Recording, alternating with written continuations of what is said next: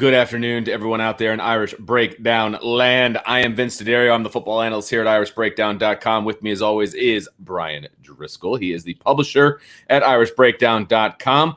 And I think we got a fun topic to talk about today, Brian. But I want to throw a little tease out there, Brian. We may have some news coming up about a potential partnership that will benefit, obviously, not only us, but our customers, our family really, as the well. way that it works, it really benefits customers more than it would benefit us. Well, there you go. It would benefit us a little bit, but I'm excited about it. I'm hoping we're able to do it tomorrow. So we don't do a lot of advertising here. I mean, the only advertising we really have is whatever YouTube and our podcast host put on there. We don't really do advertising. I don't seek out advertising. There's one company that I sought out. I was like, man, I want to get with them because I was forced to try their product, and I was like, oh my gosh, this is so good.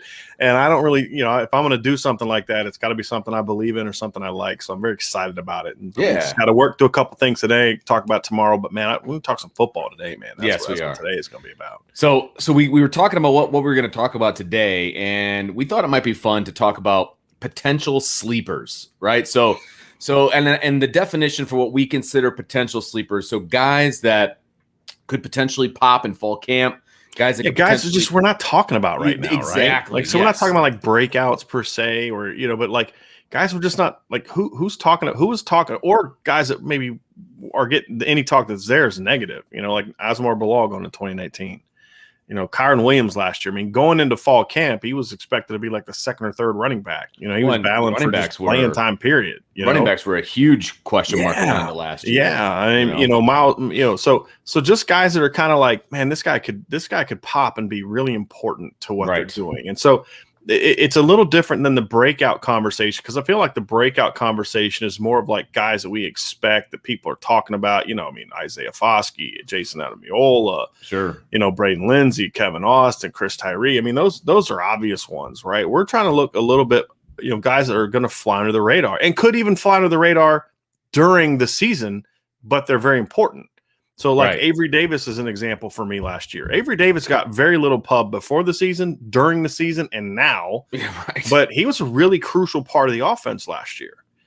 So it's kind of that kind of guy. So just a little bit of a different angle to it, a little bit of a fun angle to it. And that's what we're going with. So, and I thought there were some interesting selections here. So we're going to go 5 dudes, 3 on offense, 2 on defense. And should be fun. We got a super chat, Brian, and want to give a shout out to Han Solo dropping in a super chat right off the bat. Thank you, Han. Much appreciated. We love getting those early, and thank you for supporting our channel. We really appreciate that. So let's jump. And of course, the Star Wars name is pretty sweet too. Yeah, I mean that goes without saying. I mean, I shouldn't even have to bring that up because it's cool. So let's start on offense, Brian. And the first guy we want to talk about is a guy who has started games.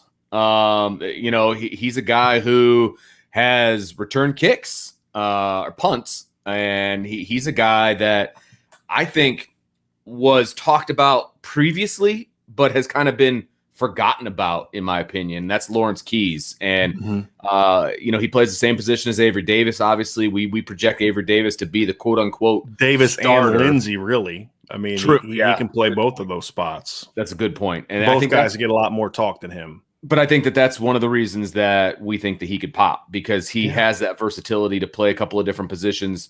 He's got that talent level that he can break off a big play. I mean, he's a guy that I think is going to be really important, especially if Notre Dame goes to that, 6-7 man rotation at the wide receiver position. He's going to be a super important piece.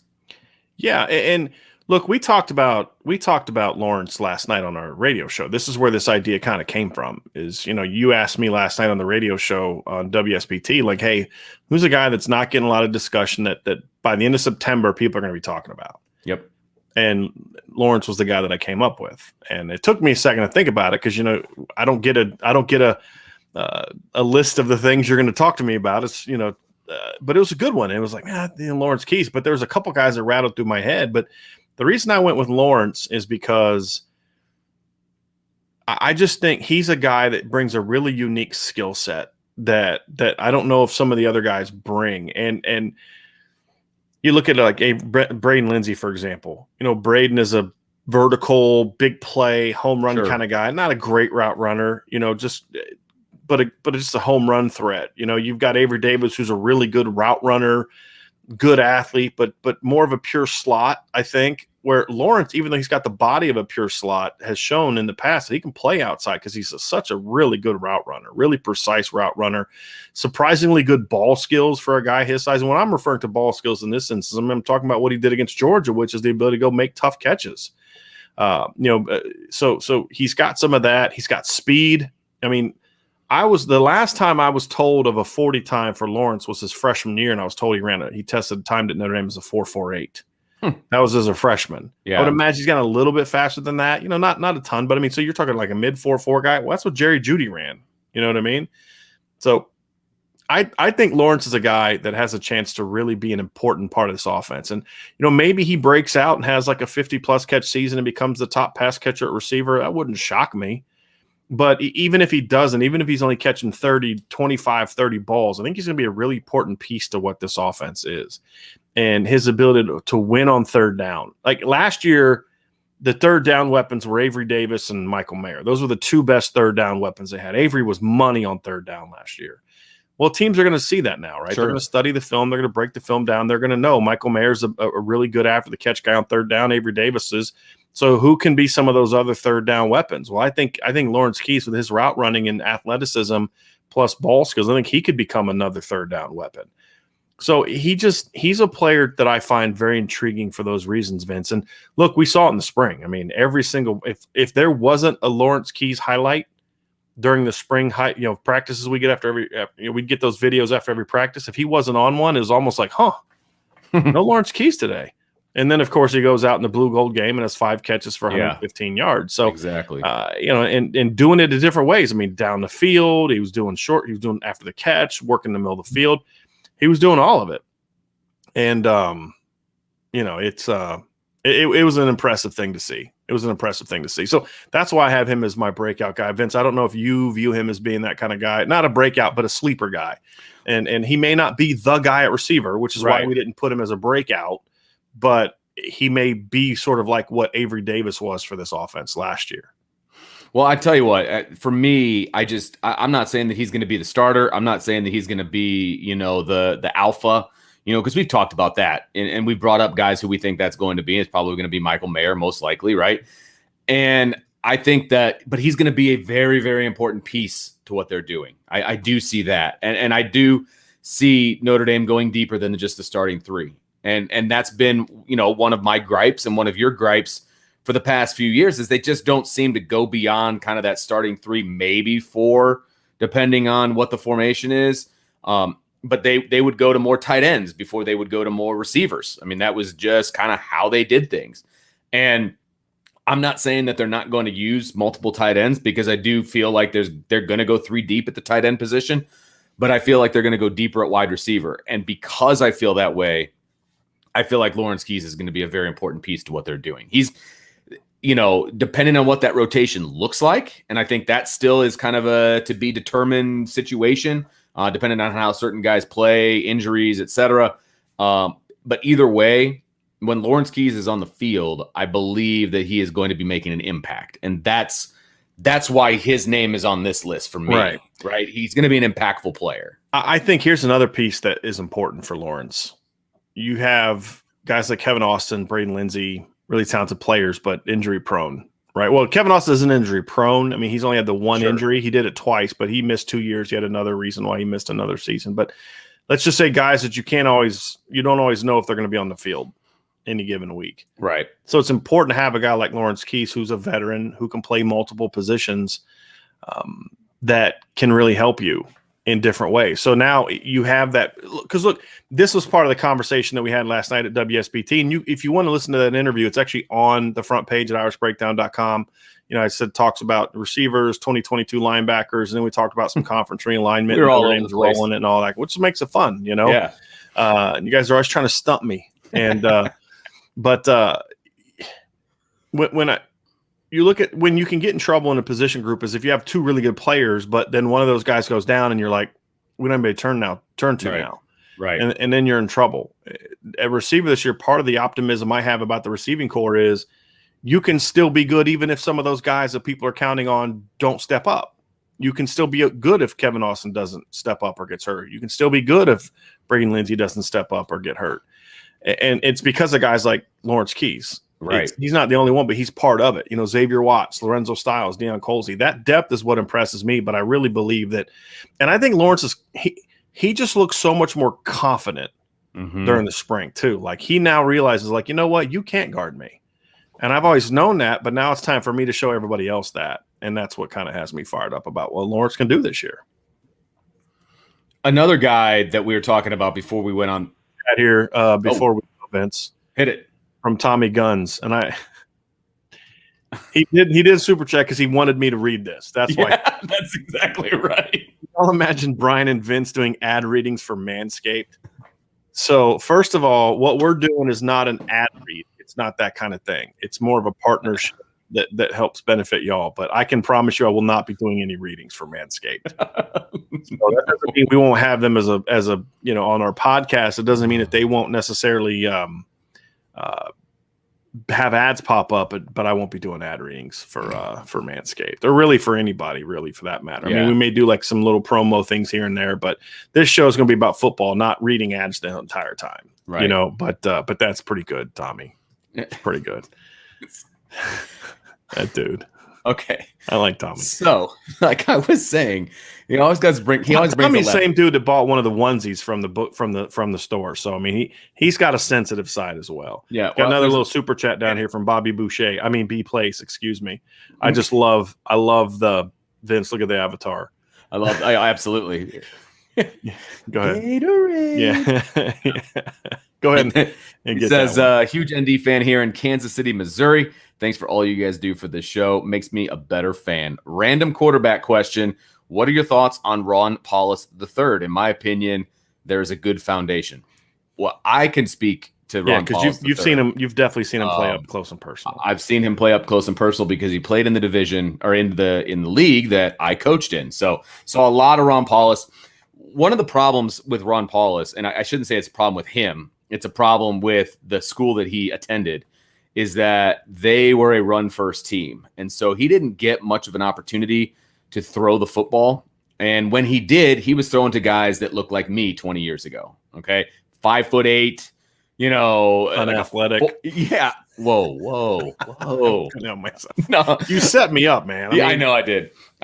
But it was a bunch of dudes that looked like me. Like, you know what I mean? And you guys understand what I'm saying. 5'7", 5'8", 5'9", can run fairly fast, but they're not going to be. Football careers are ending when high school's over. Correct.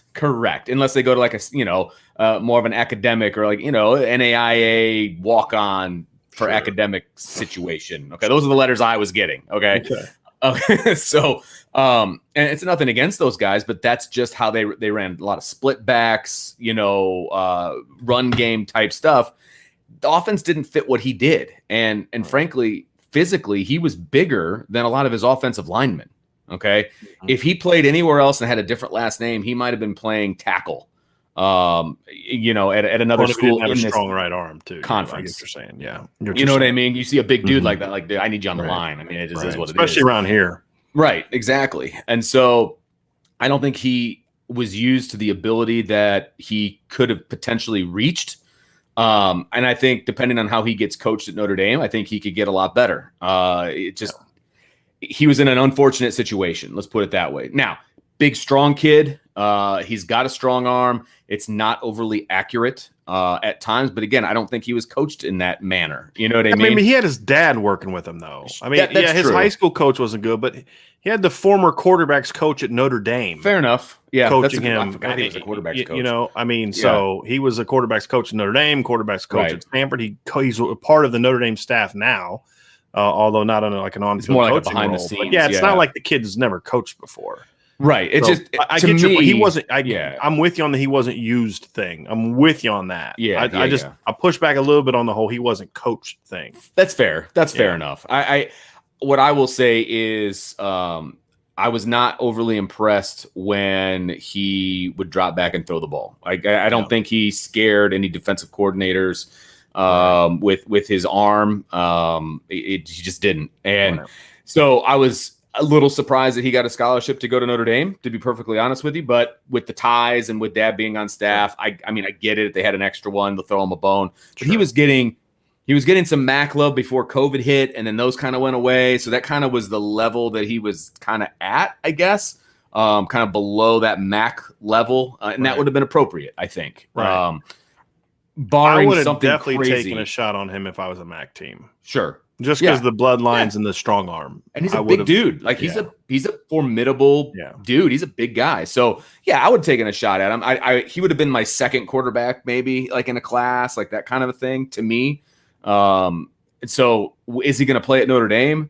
A lot of things are going to have to go wrong. He'd have to get a lot. Well, or he gets a lot better. That's the other thing is he'd have to get a lot better. Look, I'm with Vince. Ronnie, it's a great story.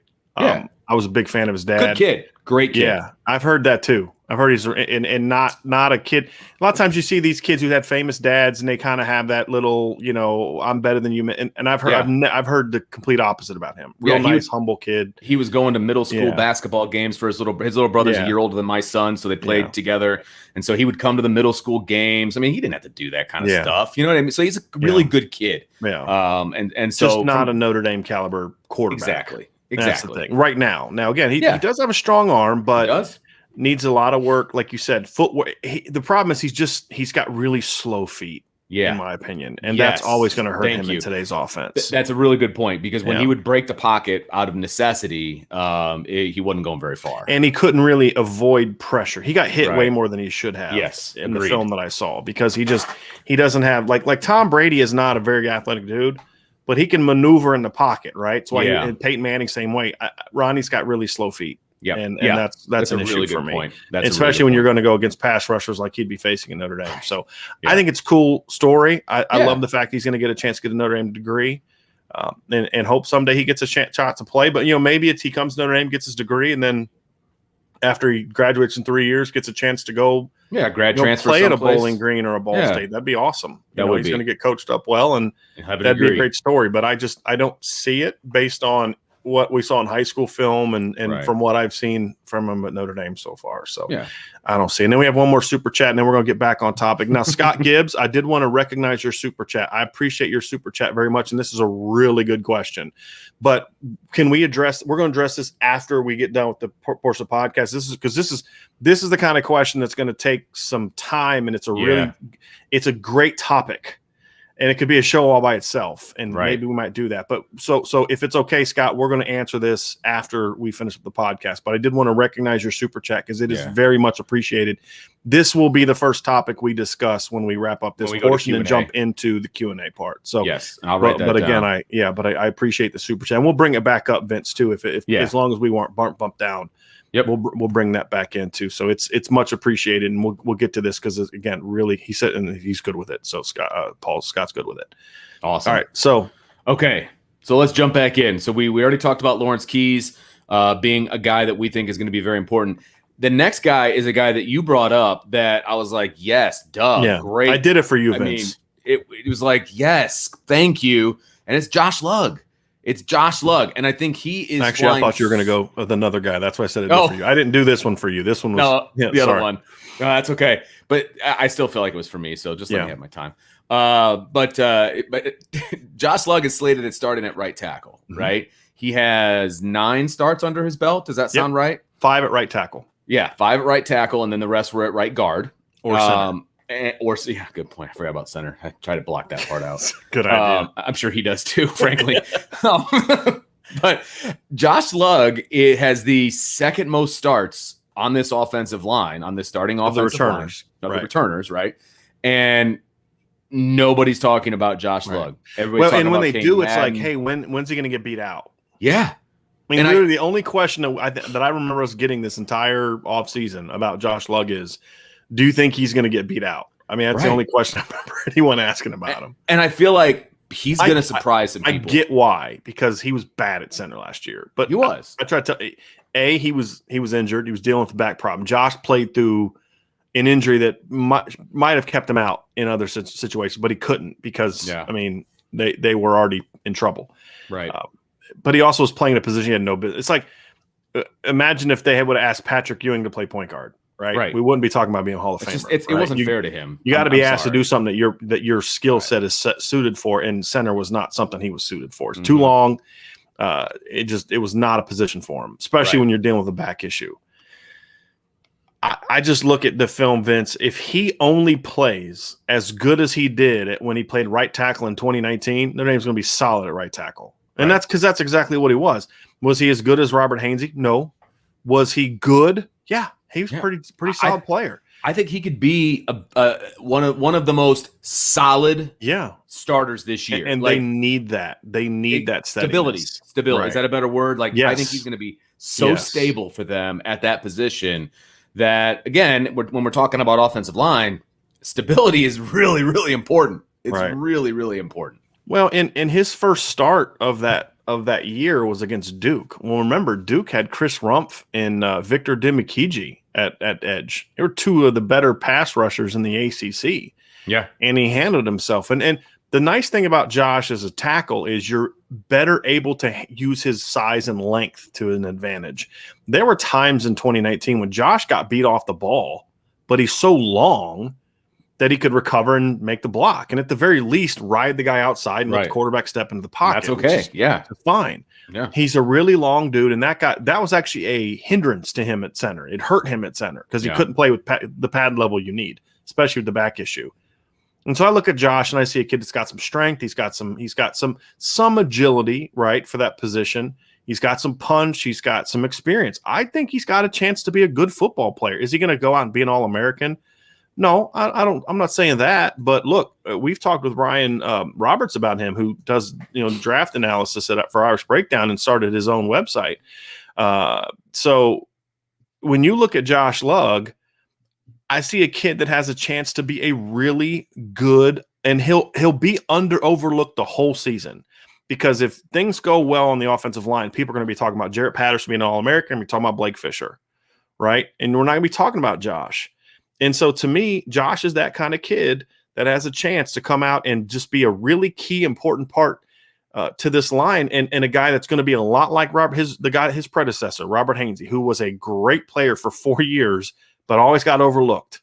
Got overlooked as a freshman by Quentin Nelson and Mike McGlinchey, understandably. Sure. Got overlooked by Alex Bars the next year. Then the last 2 years, he's been overlooked by Liam Eichenberg. And so, but there's a reason the defending champs picked him in the third round of the NFL draft, right?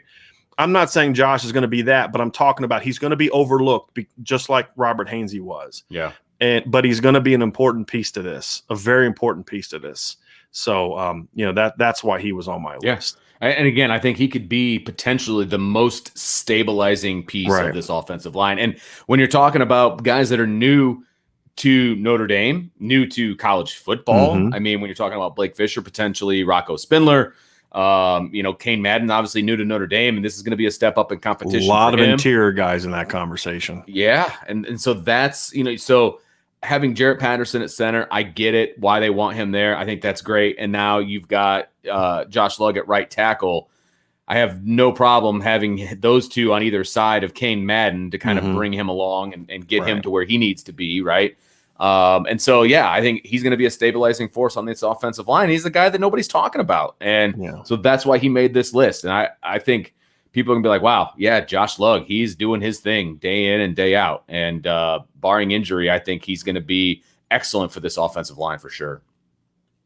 Vince, before we move on, I got a couple things I want to go over real quick. So number one, Wade Garrett. Wade said my grandpa recently passed, and he loved listening to you guys, which means a lot, Wade. Wow. Thanks for everything, guys. You brighten up Notre Dame fans' days, and we all appreciate it. This is my favorite part. Try not to get misty in here. My grandpa's probably bugging Lou right now. That's great. And that's awesome.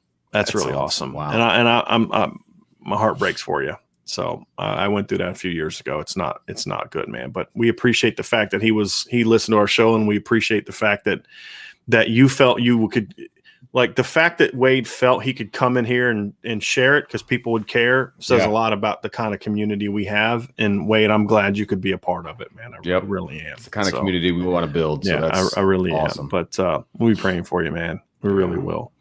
And then we got and try to get on a little happier note, get some good spirits. But Keon Keeley's back in the show. What's up, guys? It's Keon. Yes, this is the real me. Just checking in for some new Notre Dame info. Well, Keon is a Florida guy, everybody. Yeah. And our next guy that we're going to discuss is also a Florida guy. Well, technically, Look at that transition. He was actually born in Indiana, has family in Indiana, was actually lived on Notre Dame's campus as a baby because his mom was either, I think she was in graduate school here, right? Okay. And then, of course, moved down to Florida. That's George Takacs. Yes. Tight end George Takacs. I have a feeling, Vince, and I'm going to say one little thing, and I'm going to let you go because this is your dude. Right. I have a feeling that George, and I got a little update from somebody yesterday that they did, they're doing the bench press and all that kind of stuff, that the guy that put up the most reps on 225 for the tight ends was Takacs.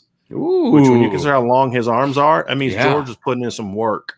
Heard a lot of good things about the offseason he had. He had a very good spring. Heard a lot of good things about the offseason he's had. I have a feeling George is ready to come say, hey, look, me and May are going to put this thing on lock.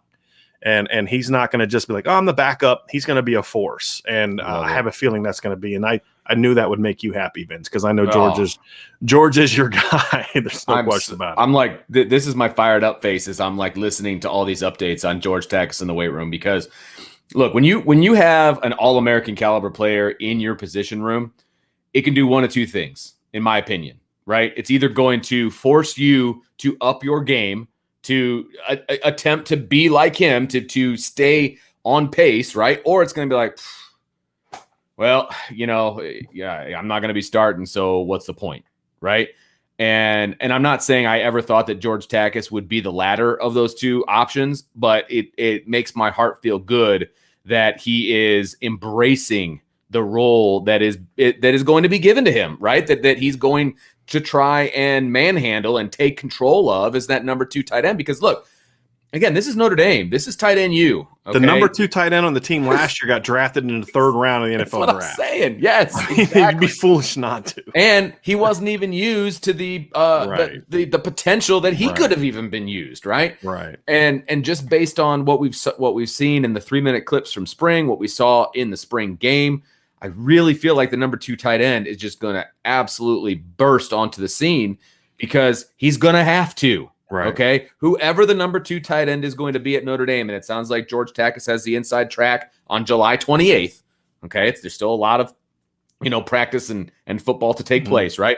But as of right now, he's number 2 on the depth chart. That number 2 spot is just going to explode, in my opinion, because you're going to be opposite an All-American who's going to get a lot of attention, right. And Notre Dame is still going to use their tight ends. Right. They still want to abuse the seam. They still want to do things that a tight end can do for you. And I think George Takacs can just take that and literally and figuratively run with it. I don't know if they still want to do it because we didn't see it a lot last year. But I still believe. Okay, still might not be the right word. Well, let me just make my point. Yeah. Because I think that a big part of that was just the lack of comfort from the quarterback throwing that route. I mean, exactly. They called it a bunch in 2019, Vince, and you were at games. There's probably 15 times that Cole Kmet mainly, but a couple times it was the other tight ends were open up the seams and just quarterback wouldn't look at them after the Georgia game, just wouldn't look at them.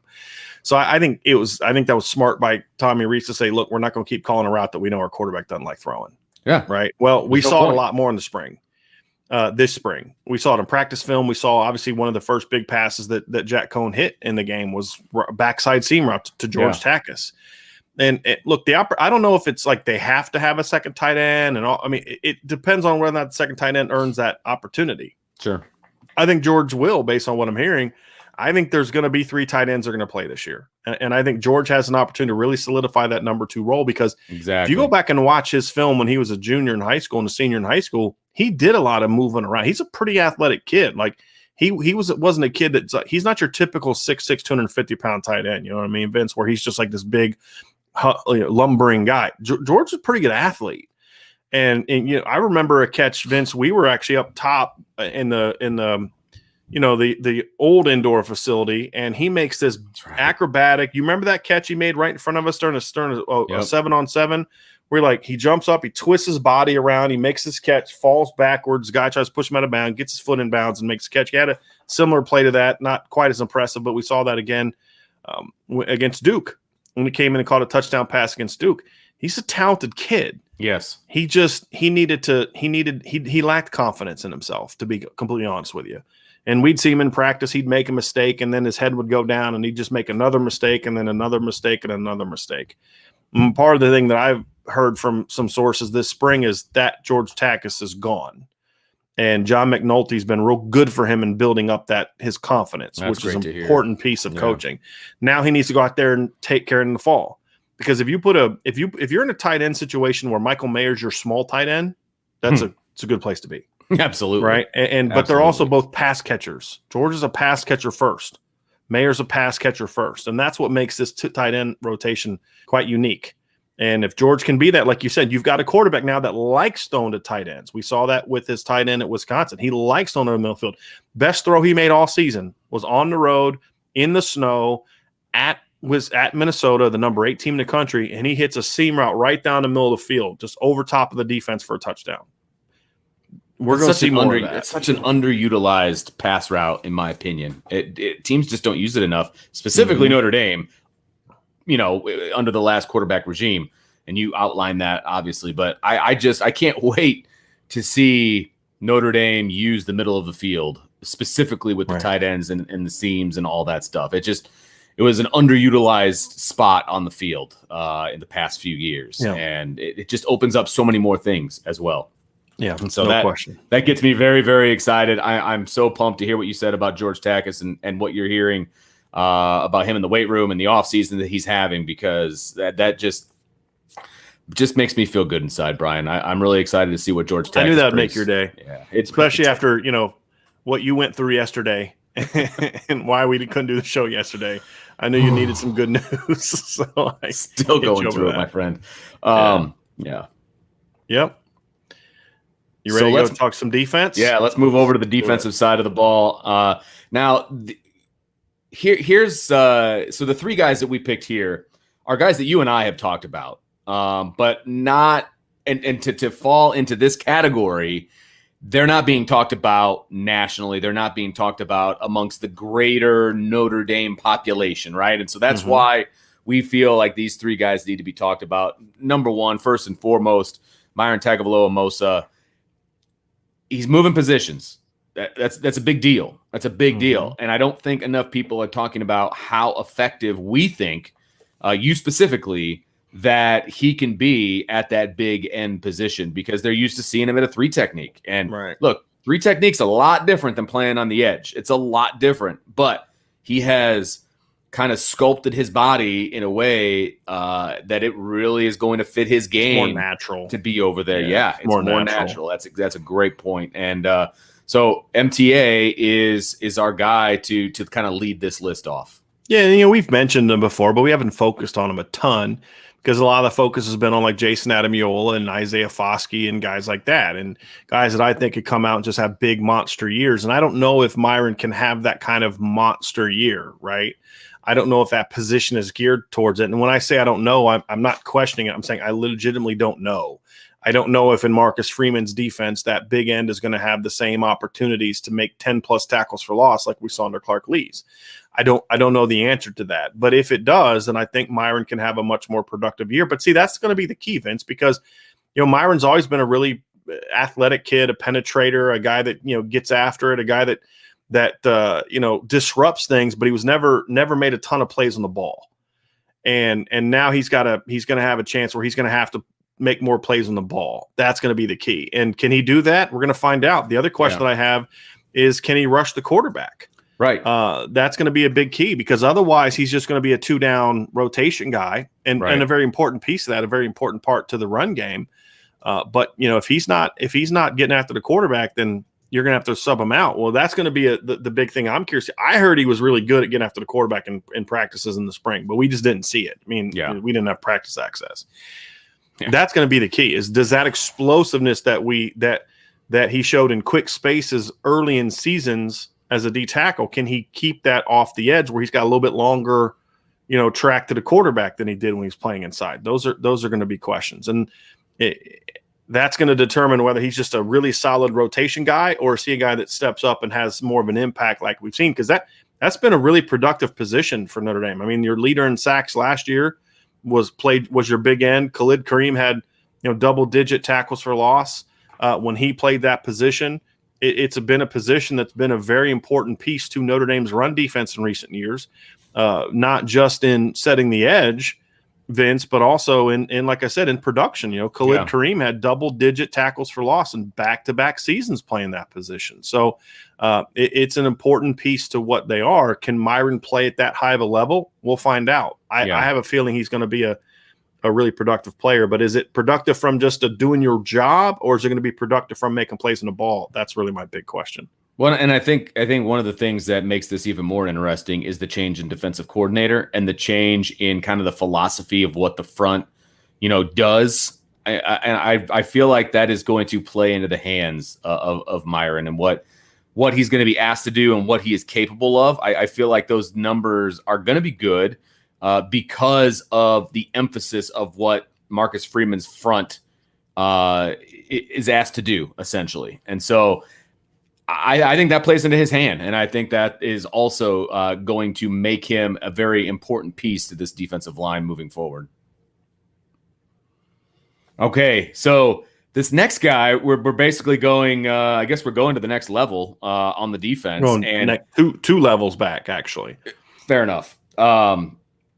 So I think this guy's gotten forgotten about a little bit, Brian. I really do feel that way. I think that people have forgotten that Tariq Bracy is still a really good corner. I don't think they forgot it. I don't think they believe it. Okay, that's fair too. I just think people think he stinks, and that's an unfortunate thing because you and I saw him in 2019 a lot, Vince, where his name didn't get called a lot outside the Virginia game because he just locked people down. For a reason, yeah. Go watch the Georgia game. He's really good. Most games he played in 2019, other than the Virginia game where they outplayed him because he's small. He was really good. Last year against Duke, he was really good, and then for whatever reason, just lost confidence. And now he dealt with a sickness. He missed the South Florida game, and then when he came back, I think he also missed the Florida State game. I think, or he wasn't healthy because that's why Sean Crawford started at corner in that game. Remember, that's when they had South Florida, then they had the pause because of the COVID outbreak, and then they played Florida State. Sean Crawford started at corner. It was a hot mess. Yeah. But Tariq was just never the same. And he came back and he just lost his confidence to the point where, as bad as he was against North Carolina, they just had to pull him. And came out determined this summer or this winter, worked hard, went out and had a good spring, made a lot of plays in the spring, and looked more like the guy that we've seen in the past. And there's a lot of confidence he's going to be a key part of what they do. Now, again, as we've said in past about Marcus Freeman's defense, when they go nickel, their preference is to not put a third safety on the field, but to put a third corner on the field. Right. Right now, that's going to be Tariq as of right now. And I talked to a source about this today to try to find out where things stood, and they're like, yes, we're expecting him to be a big part of what we do, right? And he'll be that nickel guy as of right now. Now, he's got to hold on to that job. He's got to perform well. There's going to be guys breathing down his neck, but I just feel like Tariq is a guy that some people aren't talking about anymore. But when the conversation about him does come up, it's usually like, he can't play. And they're going to need him to be the guy he was in 2018 and 2019, because they're going to play some teams. They're going to throw the ball around, and they're going to play some teams with some speed at receiver. He's their fastest receiver. I've had people close to the program tell me, other than height, the kid's got NFL tools. He's an elite athlete.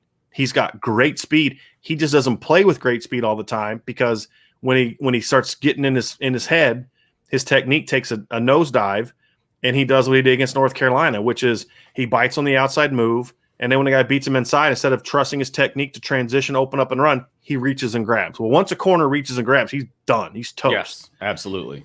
And it was actually kind of impressive that on that one play I'm talking about, he didn't get beat for a touchdown, because most corners would get beat for a touchdown, but he's so fast that he was actually able to recover and tackle the guy before he scored, which says a lot about his speed, but his technique was a mess because his confidence was a mess.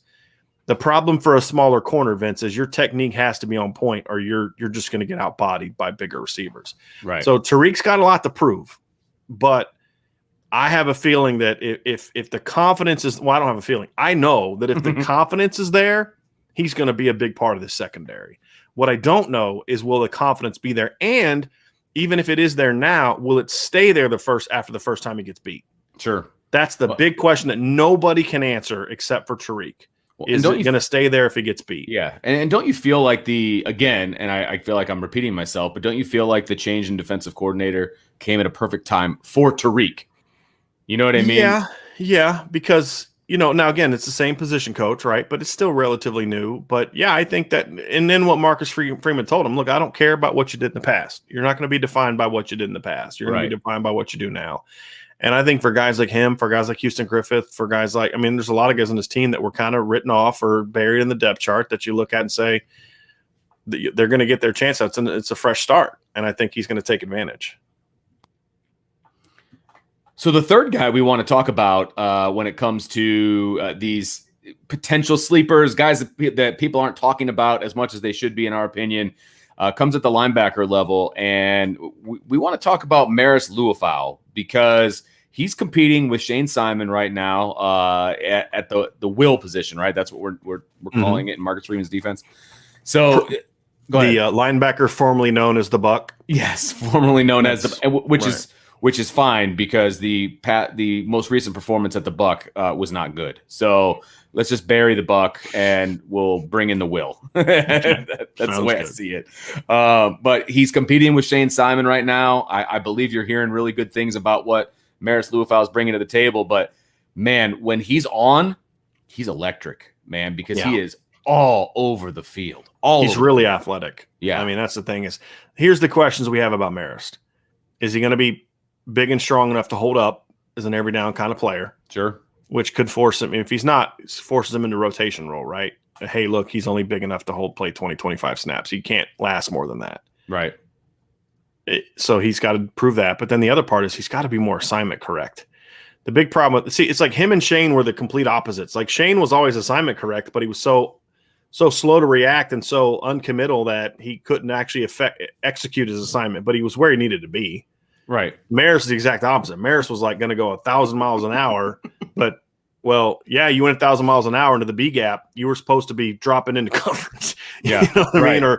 Or you went 1,000 miles an hour into the B gap, but you needed to be in the A gap or the C gap, or you were the spill player. You were the force player. That kind of thing. And so those are the things. He's the definition of if you're going to make a mistake, do it at 100 miles an hour. There was too many mistakes. Now you need to clean up the mistakes. Yeah. Right. And I was told he didn't necessarily have a great spring, but that he's crushing it this summer, and that he's kind of taken his inconsistent spring and used it as motivation to kind of say, okay, I got to really rock it this summer. So there's a lot of expectations that he's going to come into fall camp and continue to battle with Shane Simon. And I've been told, I talked to a source yesterday, said that, Marist is right on Shane's heels. He is pushing Shane hard. And so then my follow-up was, well, is Shane struggling? That was obviously a natural. No, Shane's having the best spring he's had, or the best summer he's had. It's just that's how good Marist is playing. So there's a lot of confidence that 1-2 punch is going to be a lot better, and it needs to be. Good problem to have. Because it was not good last year. At all. The only time it was good is when you had Jack Kaiser and Jack Lamb playing that position. Yeah. But that was only for one game. But they need it to be a lot. It can't just be better. It needs to be a lot better. Yeah. And think about it. The Will linebackers in the two games they played together, right? The two guys in the games they played, talking about Shane, and they combined for 36 tackles. 36 tackles. That's not good. In what, 11 games, right? Because I'm not counting the game against South Florida when they weren't in it. That was the best game that the Wills played all year. But again, that was against South Florida. But still, it's got to get a lot better. But I'm hearing good things, and Marist, because here's the thing about Marist that's so unique, Vince, is he's really fast, really rangy, really athletic. If he's in better position, he's going to make a lot more plays because of that speed. But here's the other thing too about Marist, and we've talked about this before. This isn't new to people that listen to the show. He grew up as a corner. He was a corner, I think, as a freshman, maybe even a sophomore in high school, because he was skinny and tall. And then as he kind of filled out, they moved him to sort of an edge rusher kind of role and a linebacker kind of role at his high school and out in Hawaii. And so he's got a unique coverage potential too, which could make him really, really – I'm really curious to see if they're able to use him on third down. because here's the problem that you have. Here's the conundrum that you have if you're Marcus Freeman. One, what do I want on third down? I want a long, rangy, athletic guy that can cover and blitz. Okay, you literally just defined Marist. Right, you just described his skill set, right? Yes, that's right. But what you can't have on third down, you can't have a guy that's going to make a mistake because that results in a first down. Yep. You know, if I take 2 steps forward and a running back's running a slide route, and that's my guy, and I take 2 steps forward, which is improper, he's going to beat me outside. That 3rd and 4, it's now 1st and 10, the drive's going. You can't allow those things to happen.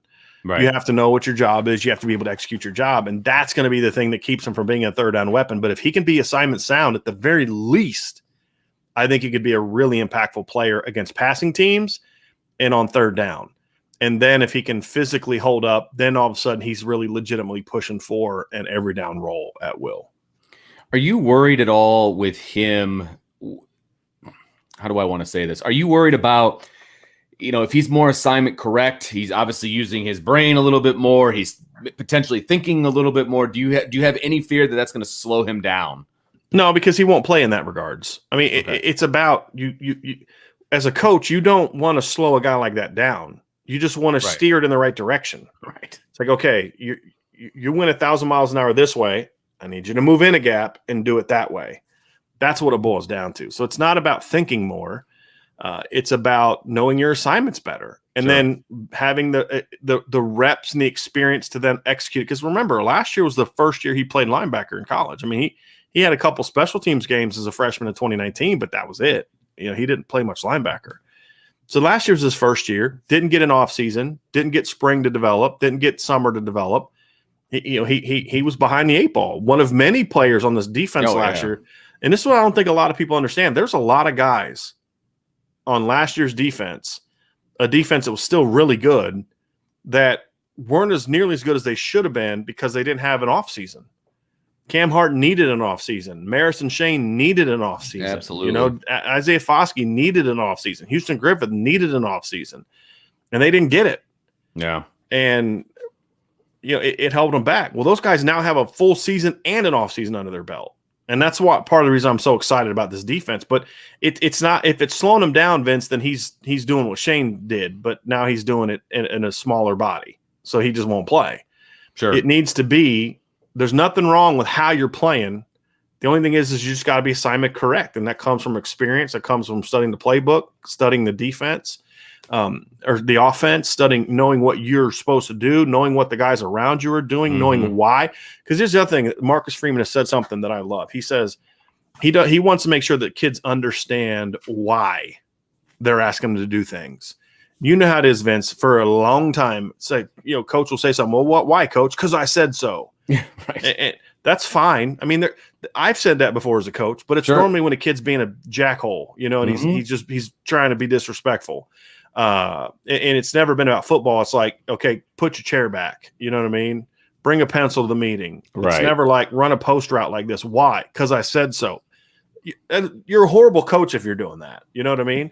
Because that's what it says on this piece of paper. Right. But the reason is like they need to understand why this top end, why I'm asking you to attack his leverage as a receiver, why I'm asking you to lean him outside, what we're trying to accomplish. And and part of that is understanding, okay, why do I need you to attack the B gap? But coach, the A gap was wide open. No, it wasn't. We had a guy looping around, or yes, whatever the case may be. Here's why I need you to hit this hole. Here's why I need you to take on with an inside arm. I need you to take that inside arm and attack this way. Here's why. Yeah, but coach, if I do that, what if he gets outside me? That's what the safety's for, right? I mean, so it's understand the whole package. And being okay for them to, hey, coach, I made the tackle. Yeah, you made the tackle this time because it's Toledo, right? But you do that in a couple weeks against Cincinnati, and it's going to be a touchdown. It's explaining to them the whole package why, and I think that's the experiential part that Marist is going to get based on last year's. He's going to have a greater understanding of why it's important for him to be assignment sound, because he played last year like he did in Hawaii. See ball, get ball, right? And it didn't matter what part of the defense he was. I think he's going to have that experience now. If he can be more assignment correct, like you said, without taking a step back athletically, think he's got a chance to be a really good football player. Now he's going to be battle for playing time. I mean, Shane's not going away. JD Bertrand's having a great year, a great offseason. You've got Prince Collie could easily slide inside there and push guys. You've got the best linebacking class in the country coming in the following year. So he's got a lot to prove, but the opportunity is there for him to really step up and be a major player for Notre Dame this year. And the ideal scenario is that they both step up, right? Sure. But they need one of them to step up at least. Yeah. But Marist brings you a very unique skill set that, man, you just kind of cross your fingers and hope that the things we're hearing about him are legitimate, because that kind of – you're not going to be talking, gee, does Notre Dame have the speed at linebacker to play with the best teams if you got Jack Kaiser on one side and Marist on the other side? No one's going to be asking that question about well, they might, but it's from people, that ESPN or national networks that haven't actually watched Notre Dame play. Right, exactly. It's going to be a thing like, oh, yeah, pop in the film. You'll see. You'll see. And it's not just us, Vince. Yeah, I've had this conversation with Ryan Roberts, because he would text me like, man, I'm watching film, man, 35 just keeps popping, right? I mean, just and it's clear he doesn't know what he's doing. Right, exactly. So athletic, but he's so much fun to watch. The athleticism pops. Now, if he can get this part to go with this part, man, he's gonna have a chance to be a really good player. And keep in mind, he was a redshirt freshman last year, right? Who didn't have an offseason. Right. So when we're criticizing his assignment correctness, we're not saying he's not intelligent or he's not a smart player. He's a redshirt freshman that didn't have an offseason. You're going to make those mistakes. I could live with those mistakes last year, but now you've got a year under your belt, and I'm going to have less tolerance as a position coach for that. Now that you have experience, there's no excuses for you to be making rookie mistakes again. You're not a rookie anymore, and that's going to be the part of it that I'm looking for from Marist. So that is going to be the three defensive players that we are looking to have a potential breakout, a sleeper, however you want to phrase it, but guys that aren't being talked about enough that we feel are going to be key to Notre Dame's success this year. MTA, Marist Liufau, Tariq Bracy, all three guys we're going to be keeping an eye on. And of course, if you follow our show at all, we've talked about those three guys an awful lot. And my guess is we're going to continue to talk about those three guys a lot more as we move forward. So that is going to do it for this portion of our podcast on sleepers going into fall camp. Make sure you if you're watching us on YouTube, make sure you hit that subscribe button. Make sure you hit that notification bell, and make sure that what's the other thing? There's three things. What am I missing? Share. So like, subscribe, notification bell, share. Go. Absolutely. That's share with your friends and family. We are a week away-ish from fall camp starting. We haven't gotten the official word yet. 8 days, I believe, from what I was told the report date is. 8 days from the report date. It's coming. It is coming. And if you're listening to us on podcast land, make sure you subscribe so that you get all of our latest podcasts downloaded directly onto your device. That's what I do. If you're watching on YouTube, don't go anywhere, because we're not done. That's right. So we're going to jump right into the question and answer period. And Brian, we have a question all teed up and ready to go. If you want to throw that up there. Yep. So I'll go ahead and read this one, Vince. It says, losing a lot of sleep over this SEC thing. Am I wrong to assume Notre Dame's independence is finally over? No, I don't think. Am I wrong to losing? No, I don't think it's. I should say it differently based on how you asked it. Am I wrong? I wouldn't say you're wrong. I think it's understandable why you feel that way. I just don't feel that way. And, Scott, when I look at it, I think it's a situation where Notre Dame has done so many things to prepare for this day. And I think this is partly why I was in error criticizing Jack Swarbrick after the college football playoff thing came out, because I wasn't thinking big picture enough. And I think Jack Swarbrick's done a lot of good things in regards to thinking big picture to where they're better prepared to handle the coming landscape shifts. Because what Jack Swarbrick realized back in the early part of this decade, the previous decade, the 2010s, when he was able to serve a major role in pushing back against the first attempt at super conferences, is he realized that this isn't just they lost this time, but it's not going away. It's going to come back. And I may not be able to hold it off next time.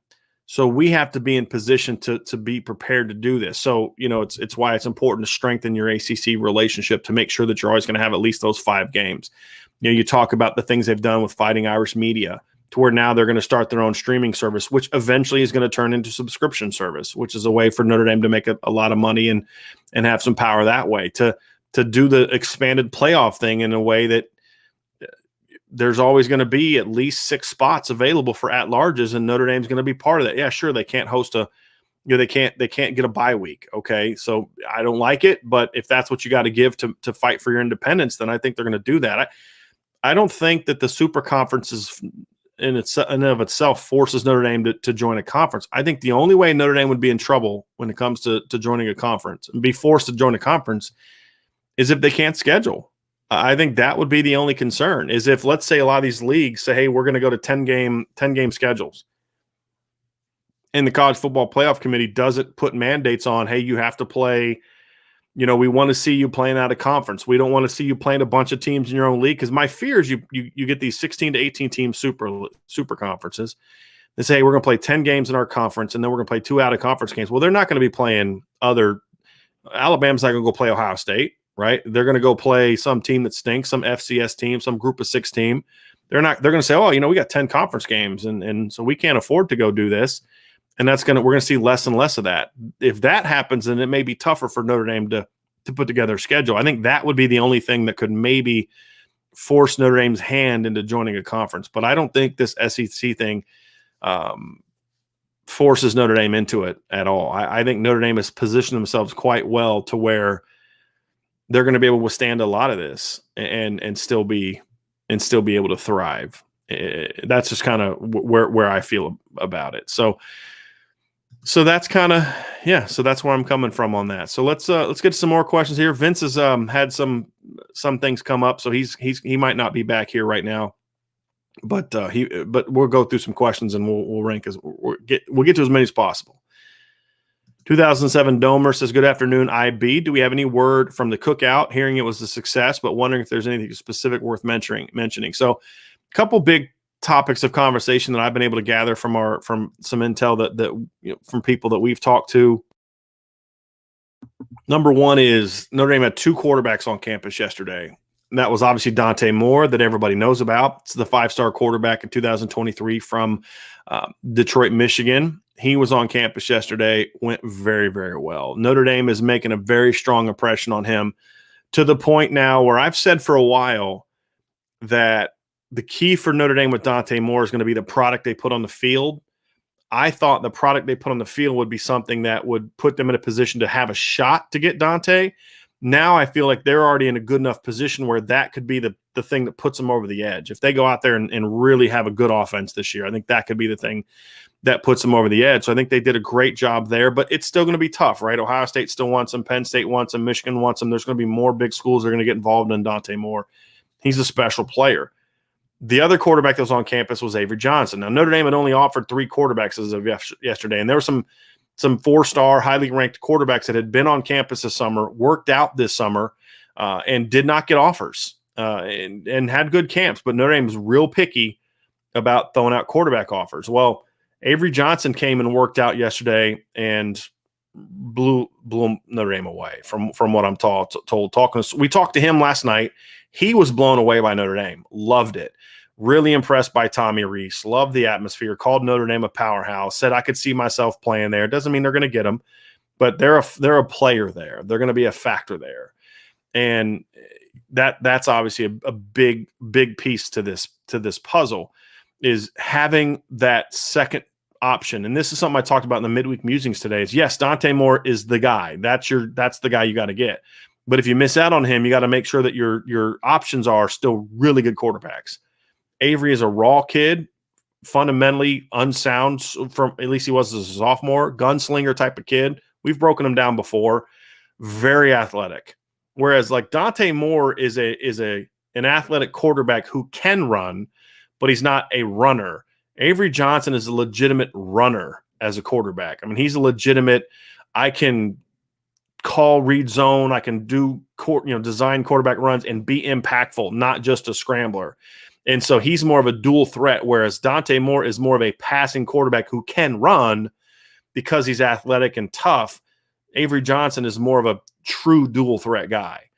And so the interesting thing about that is that's not normally what Tommy Rees has looked for.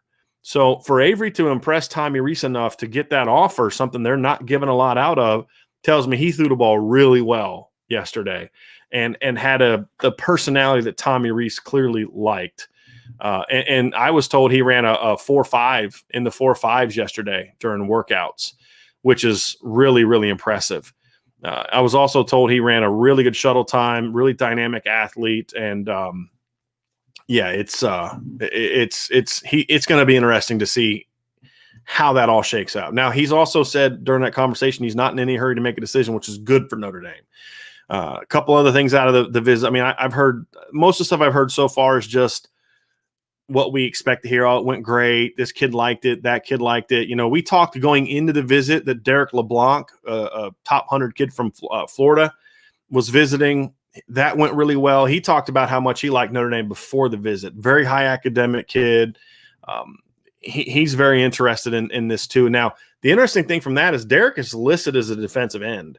His high school coach told us in the interview before the visit that they see him growing into he thinks he should grow into a defensive tackle. So he could be that big end, 3 technique kind of guy. And then you've got Brandon Vernon, who's an end. You've got Keon Keeley, who's more of a viper. And so then you have that. So I think that would go well. Heard a lot of the defensive players have really enjoyed themselves. There's a lot of defensive backs on campus yesterday. That went really well. There's another kid that visited yesterday that was part of the workout that also impressed things. And I'm trying to pull the kid's name up now so I can get it correct. But there's an athlete from the state of Illinois on campus yesterday that got an offer and worked out. And I was told he ran in the 4.5s as well. I'm trying to pull his name up here. Let's see here. It was Caden Fegan. He is not ranked by anybody. 6'3", 220. I don't know if he's a running back in college. I think he's probably more of maybe an H-back, a linebacker, but man, he's really, really athletic. Liked the film, saw the film, was impressed by it, talked about it. Then I did some digging, found out that he also ran a 4.5. At 6'3", 220 plus pound sophomore running a 4.5 is moving. And that's what got him the offers. They loved the film. They got a chance yesterday to see him in person. They got a chance to see if his 6'3", 220 listed size was legitimate. It was. And then, of course, when he worked out, he was really, really impressive from the people that I talked to. So another thing is I was told before the visit that Malik Muhammad wasn't going to be able to make it, but he actually did make it. Malik Muhammad is a cornerback from Texas that will be playing his final season final 2 seasons at IMG. Really talented cover guy.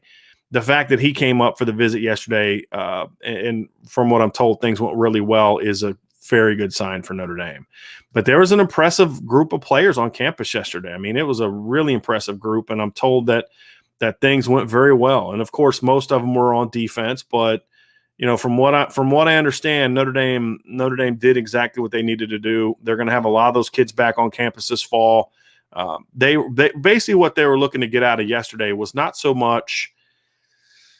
It wasn't so much the desire to get a bunch of commitments as it was a need to make sure that you are now very much in the mix for these guys, getting them back for fall camp, getting them back for fall games, getting them back for next winter for junior days, things like that. Because remember, these kids are rising juniors. I think those are the things that Notre Dame was looking to do, and I think that they accomplished that. I think that they were able to put themselves in position with a lot of kids on defense to say, okay, now we're within striking distance. And that's really all you can ask for in that situation is to come out of those visits with that. Because the other thing, too, is Notre Dame's in a unique position right now defensively where because of the depth they're getting in the 2022 class with 2023, they can be very, very picky about where things stand. So now you don't have to rush into taking 2023 guys. You only take guys that you think are impact players. The reason they took Keon Keeley and Brennan Vernon so early is not because they feel a need to fill a void. It's because, okay, these are our top 2 guys on the board, and they want to come now, so let's take them. And I think that was an impressive thing. But there was, Preston Zinter was on campus. He's a linebacker, tight end. I think they're recruiting a linebacker from Massachusetts, good player. I said Muhammad was on campus. That went really well. Micah Tees, a cornerback, was on campus yesterday. Ryan Yates, I believe, made it yesterday. I'm still trying to get 100% confirmation. Raymond Cottrell from Florida made it. He's going to be tough to pull out of the state of Florida, but the fact that he came on his own dime is important. Michael Harrison, pilot from a safety, receiver safety. I think he's more of a safety, more of a defensive player at the next level. He was on campus as well. I'm really curious to see today is Hero Canoe starts his official visit today. Or not official visit. He starts a visit today. I don't know if it's official or not. I got to look into that one. But that's a big one too, and that just started today. So it's going to be a very, very interesting week. Okay, we got some golf conversation going on here, so I'll try to work through that as we get to some more questions. You guys love talking golf. Let's see here. Quick click, Nick. When are we getting Toledo Purdue preview? You're really excited about that one, but that's going to be tomorrow. We're going to talk about that preview tomorrow. So that is certainly on the topic of conversation for today. Brent Byers says the NIL deal the players signed with Colin Cowherd is pretty cool. Yes, and if you're unfamiliar with that, Kyle Hamilton, Cam Hart, KJ Wallace, and Connor Radigan are doing a deal with whatever Colin Cowherd's podcast network is to do 2 podcasts a week. So look for that.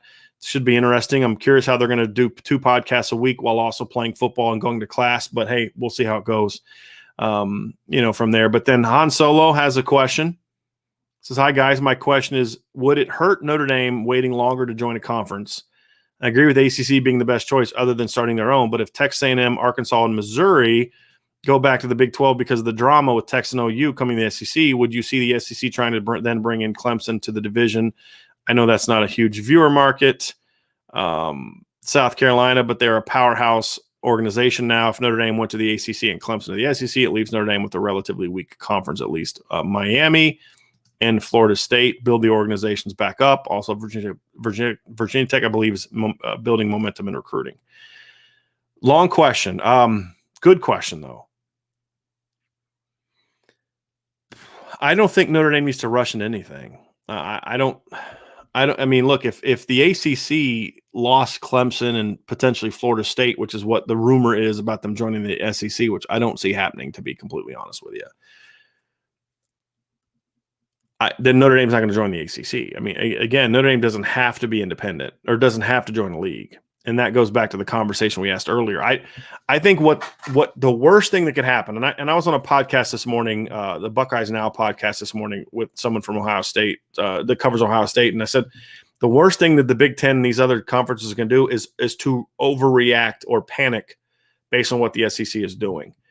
And so, like, if you're the Big Ten and you go add Kansas and Iowa State, that doesn't help you keep up with the SEC. It doesn't do anything for you. You're not adding big markets, so it's like, stand pat, build your brands up better. Now, there's other things you can do just by then overreacting and adding a couple leagues. I mean, if the ACC average, brought in West Virginia and I don't know, some other like-minded team, does that really make the SEC better or the ACC better? I don't think that it does. So I don't think you need to panic. I think you need to make sure that what every conference needs to do right now, Pac-12, Big Ten, and ACC, what they need to do right now is they need to get all their presidents together and say, hey, listen, here's the deal. Let's have a come to Jesus moment and say, hey, look, if you're going to look around, please come to us first, right? Don't do this BS that Texas and Oklahoma did of sneaking behind our backs for a year. What can we do to build this league up? What are your concerns? What are your problems? What are the things we can do? Make sure you solidify your base first. Once you do that, then you can look into potentially going and adding teams to your league. But I don't think they need to do that. I don't see Texas A&M, Arkansas, and Missouri going back to the Big 12 either because they're not going to give up the money. I mean, at the end of the day, that's what this is all about. And it doesn't matter what the coaches think. It doesn't matter what the AD thinks at the end of the day for most of these places. If the presidents and the board say, hey, we want that extra $15, $20 million, then that's what's going to happen whether the coaches like it or not. Do you really think Lincoln Riley and Steve Sarkisian's like, yay, we get to go play in the SEC now as opposed to dominating the Big 12? Not doubt. They're not happy about that. But it's not their decision. And it's not going to be Texas A&M or Missouri, Arkansas's coaches or AD's decision to stay or leave the Big 12. It's going to be the school presidents and the people that make the money decisions. Sadly, that's what the truth is. So I don't really believe that it's something where Notre Dame has to join a conference, and they definitely don't have to overreact and panic. And the good news is Jack Swarbrick's definitely not going to do that. And that's obviously a positive.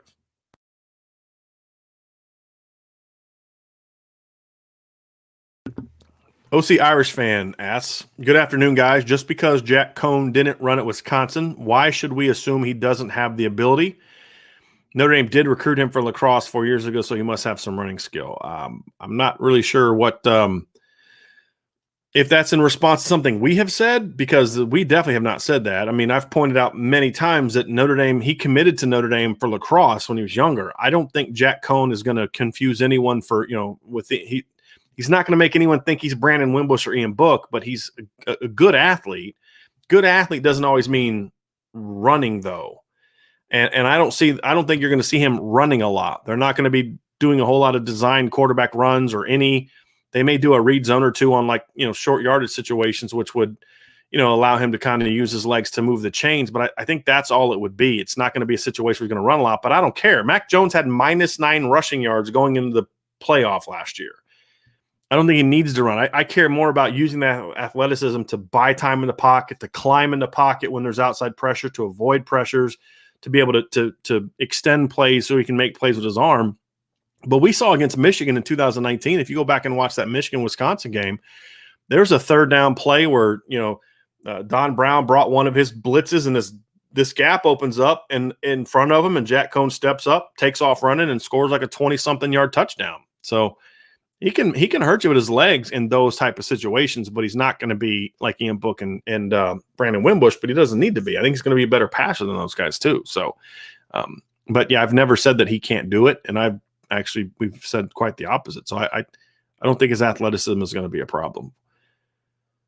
Dan Blair says, hey, Brian, how do I contribute to you guys at Irish Breakdown? I already subscribe to Irish Breakdown, but I want to contribute more. Great work, ND fan. I really appreciate that, Dan. I mean, there's obviously if you subscribe to, I guess my question would be, if you subscribe to Irish Breakdown through SI, then what you can also do is you get automatic access to the message board if you are with SI. We've talked about that. Just send me let me know you want to sign up, and I'll walk you through the easy process and we'll get you over there. If you signed up through SI but you want to contribute more, you can also just pay for the message board. It's $4.99 a month or $49.99 for the year. We also have a booster club, an Irish Breakdown booster club, which we have a Shamrock club, a blue club, and a gold club. It's just different levels of people who want to just support us in that manner. And of course, it gives you access to the message board. It gets you the 20% discount on the merch store, things like that. But it gives you a year membership to the message board. But it's just a way for people that want to support us, and I appreciate that a ton. But if that's what you're interested in, let me know, and we can get you the link to that. Well, actually, the link is down below. boards.irishbreakdown.com. You go there and you go to the join, you click the join sign up tab, and it'll take you to all those different things. But I really appreciate the fact that you have a desire to support us. I appreciate that quite a bit. I mean, it truly means a lot to us. Tyler says, saw a picture of the running backs of the cookout and didn't realize how big Logan Diggs is. Yes, we've been saying that. So he's a 6 foot, 200-pound kid, and he's a good back. D-Rock's in the house, late but not forgotten. No, you are not, my friend. I have arrived in the IB house. Good afternoon, everyone. And I also just saw a tweet you sent to me, D-Rock. So we did have part 4 of that. I'll send that over to. I'll shoot you that in the DM here in a second. Brandon says, I just need a receiver to have a huge breakout year so wide receiver recruits can be reminded that you can have huge success in the Dame's offense. Be even better if there were 2 breakout receivers or huge number being spread out to multiple guys. That'd work too. I think we're going to see more of the latter, Brandon. I don't think there's going to be a Michael Floyd or a Will Fuller type of breakout. I just don't. That's okay. I've pointed this out before, but go look at Ohio State. Ohio State is recruiting receivers as well as anybody in the country. They don't have guys putting up monster numbers. They didn't have a 1,000-yard receiver in 2020. Again, shortened year. Didn't have a 1,000-yard receiver in 2019. Barely had a 1,000-yard receiver in 2018. In 14 games, Paris Campbell had 1,063 yards. That's 75.9 yards per game. That's not a huge year. 2017, their leading receiver had 584 yards. No 1,000-yard receiver in 2016. No 1,000-yard receiver in 2015. No 1,000-yard receiver in 2014. No 1,000-yard receiver in 2013. No 1,000-yard receiver in 2012. So in Urban Meyer's tenure and Ryan Day's tenure, Ohio State's had 1,000-yard receiver. Yet they still recruit receivers at a high level because these players see an offense that spreads the ball around, and you don't have to be the number one to get a ton of touches. And then, of course, they see these guys go in the NFL and having success. So, look, in that same stretch, Brian Kelly's had what? He's had Chase Claypool. Let's see here. Will Fuller, TJ Jones, Michael Floyd. So Notre Dame's had 4,000-yard receivers to Ohio State's 1 in the last 10 years, and Ohio State recruits as receivers as well, if not better than anybody. So I don't think it's quite like that. They want to see a system that will play to their skills. That's what they need to see. Last year's offense didn't do that. We need to see an offense that will allow them to do that. And if they do that, then to your point, I mean, it is important. It's like with quarterback. You've got to give them a reason to come. You can say, it's like what Marcus Freeman's saying about the defense. Like, look, we need to give them the 4 for 40 thing. We're going to prepare you off the field. We need to show these kids that we can win a championship, and we need to show these kids that we can develop them in NFL draft picks. Those are the 3 important things. We've talked about that. That's why I loved hearing Coach Freeman say that, because it's very true. The offense right now is not giving them all 3 of those things, not at the skill positions, because in a lot of ways they're not playing. They haven't been a system a lot that really plays to that. At least they weren't last year. So if Coach Reese goes out there and puts up the kind of offense I think he's capable of doing this year, then to your point, Brandon, I think Carnell Tate's going to see that. I think Tobias Merriweather's going to see that. I think Jaylen Brown's going to see that, and they're going to be excited about it. And that's kind of the thing. I think if Notre Dame can give them a reason to come, I think they're going to want to come. I really do. Scott Gibbs, who gave us a super chat earlier, born and raised in South Bend, stuck in New England for the past 40 years, always a Notre Dame fan. So I appreciate that. I've only been up to New England a couple of times, not very often, just for games and stuff. So appreciate you being a part of it. Kai Est, August 7th, CJ Williams. It's actually going to be August 8th. He's going to make his decision on August 8th. I feel good about where Notre Dame stands right now. So we'll see how things play out, but I feel good. We'll see how it goes. Tommy Guns says, Brian, I tried to get this on the show this morning. I know you weren't running it, though. I was not. I could not see the comments. Will the SEC have any say in what UT does with the Longhorn Network? If the SEC allows UT to keep their own network, how long before programs like Alabama and Georgia try to do something similar? I don't know the answer to that, Tommy. I've read 2 different things. One of the things I've read is that they are going to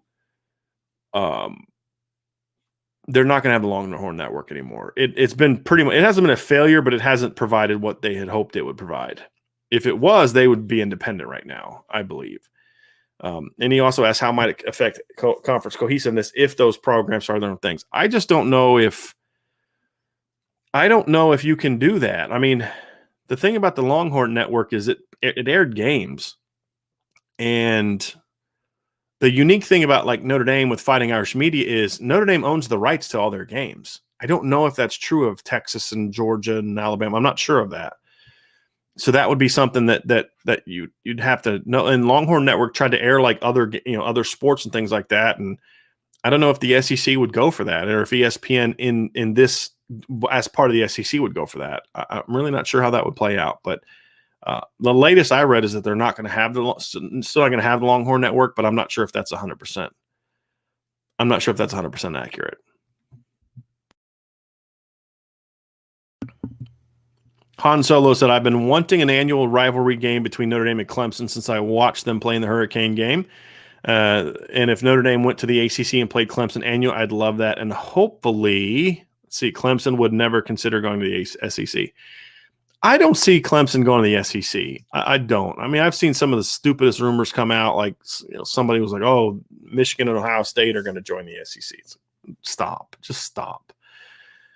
But I don't see that. I don't see that happening. I don't think Clemson's going to leave. I don't care to really have a annual rivalry with Clemson. I don't. Just because I feel like with Notre Dame already having USC on the schedule, already having Navy on the schedule, I don't know if I want a third. I hope they don't re-up with Stanford. I really don't. I don't necessarily want a third rival to play every year. I'm not worried about Clemson being good because I don't think Clemson's going to stay good for the next 10, 15 years. It's just I kind of like the idea of playing multiple teams. Honestly, for me, the school that I wish Notre Dame would, if they were going to have an ACC rivalry, if they were going to go to the ACC and say, look, can we do a deal where, yes, we have our 5 with you. We're not going to ask you to change that, but can we work out another deal with Miami to where we're going to play Miami every year? That's the ACC team I'd love to play every year. I'd love to have that rivalry back. I really would. Clemson, I don't really care so much for. It'd be fun now because Clemson's good, but honestly, I'd rather if Notre Dame joined the ACC, I would rather them be in the opposite division from Clemson and the rivalry be when you both get to the conference title game. That's much more of what I'd rather see. Brandon asked, Brandon, by the way, thank you for the super chat. And I love the fact that you got your Gap Closers shirt on in your avatar. That's awesome, man. I appreciate that. And also appreciate the super chat. He asked me, what has stood out to you about Avery Johnson? I was impressed with his athleticism and a throw he had to the sideline on a comeback route. The ball arrived there as the receiver turned back for the ball. He does show good timing, Brandon. If you go his junior huddle film, I think it's the 3rd play. He throws a far hash corner route from like the 33-yard line that just drops over a guy. That's a tough throw to make. But the thing that it worked is because he threw it as the guy was hitting his break, he threw it. For a sophomore, at times, he shows good timing and anticipation, which is very, very important for a quarterback, in my opinion. And I think for him specifically, I think that's a good thing to show, especially for a sophomore. I think that's a very important thing to see. So I see that. I see a good arm. I see a good arm on a 170-pound kid who's a sophomore in high school, which tells me, and you look at him, the pictures of him with Brian Kelly and Tom Marist yesterday, he looks like a little kid. I mean, he looks like a 16-year-old, 15, 16-year-old, because he is. He's going to fill out. He's going to get stronger. His arm's going to get stronger. But as you showed, he's got some good zip at times. His deep balls get up and down pretty quickly. I think his technique really takes a little off of his fastball because he's kind of his footwork. He doesn't really plant throw a ton. But I counted 6 or 7 balls on his sophomore film where the ball goes at least 45 yards in the air. College quarterbacks don't often throw more than 45 yards in the air. They really don't. And so to see him with that accuracy and ability to get the ball downfield as a sophomore was impressive. Now, what really stands out to me is he's a playmaker, whether it's running, whether it's moving around, throwing across his body. I mean, some of that you want to harness a little bit because, hey, that may work in high school, but it's not working when you're playing Clemson or Alabama. So some of that you want to harness, but at the same time, you like that he's a playmaker. You like a guy that's willing to run around and find guys open and take chances and make plays and those kind of things. I really like that part about him. And he's a great athlete. I mean, he's scored 13 points per game as a sophomore playing basketball. I was told he hit over 500 for his baseball team. I mean, kid's really athletic. I think those are the things that stand out to me. He's more of one of those guys, Brandon, where, and I'm curious if you agreed with this because you've clearly watched this film, but Dante Moore's Dante's right now today, he's a 5-star. I mean, he's ready to step in and, maybe he battles as a freshman, but he's more of probably like a Bryce Young. If Tyler Buckner's as good as we think he's going to be, he comes in, backs up Tyler for a year and then Tyler goes pro and he steps in as a redshirt freshman or as a sophomore. He's a really good player. Whereas Avery would probably need a couple more years to develop technically, mechanically, fill out his frame, those kind of things. But the ceiling is really high.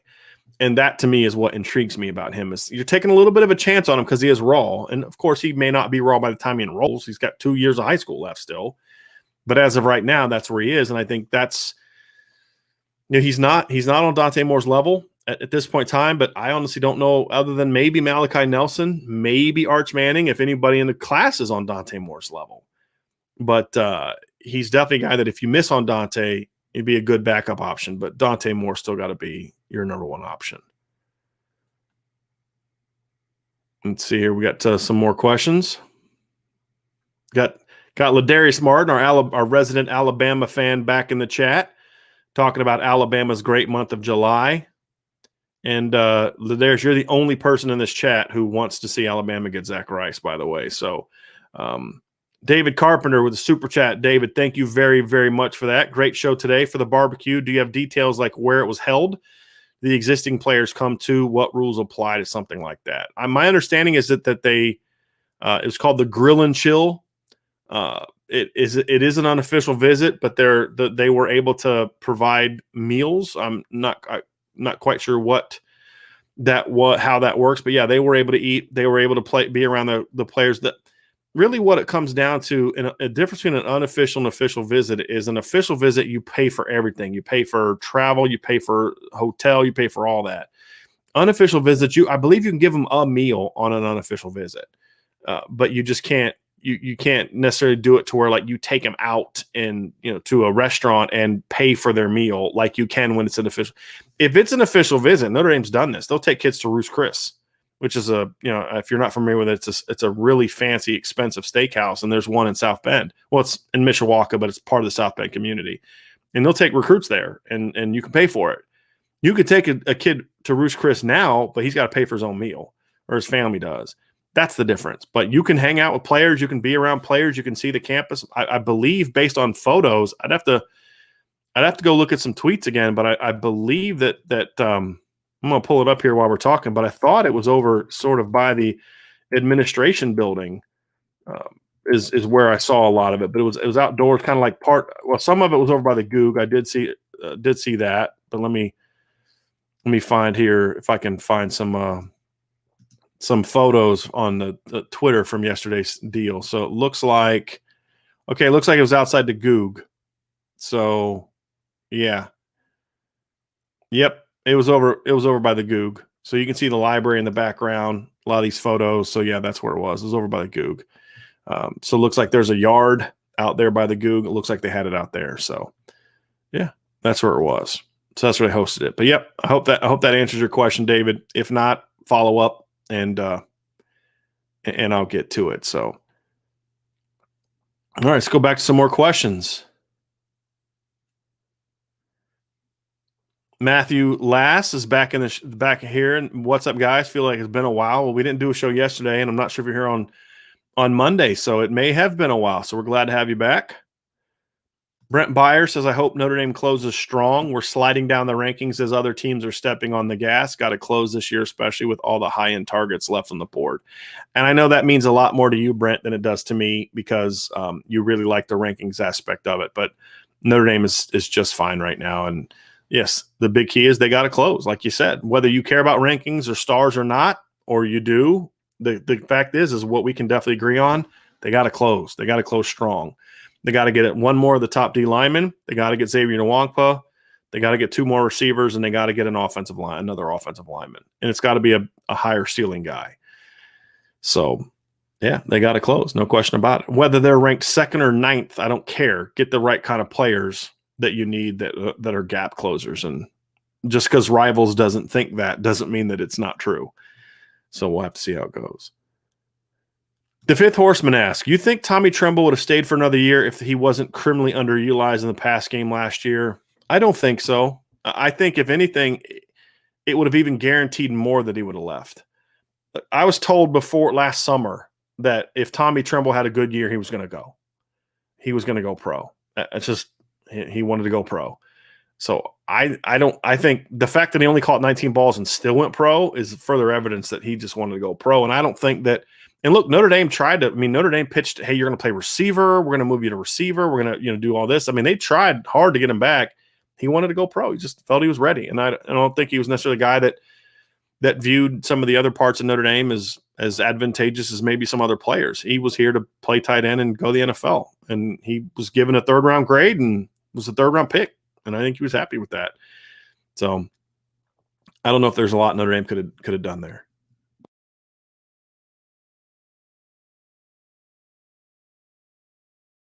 Here's a good question. Stephen D. Kish, why doesn't Notre Dame do more screens?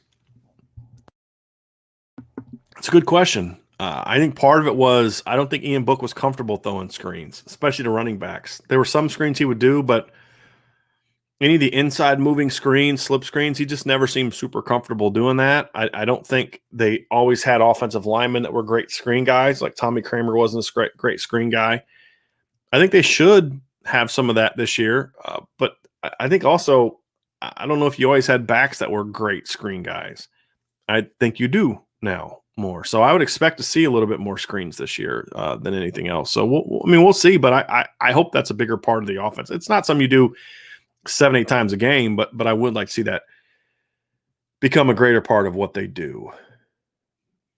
B Place says Indy is heading in the right direction recruiting. We got some ballers coming in and about to bring the pain on defense, hard-nosed championship defense. Let's go.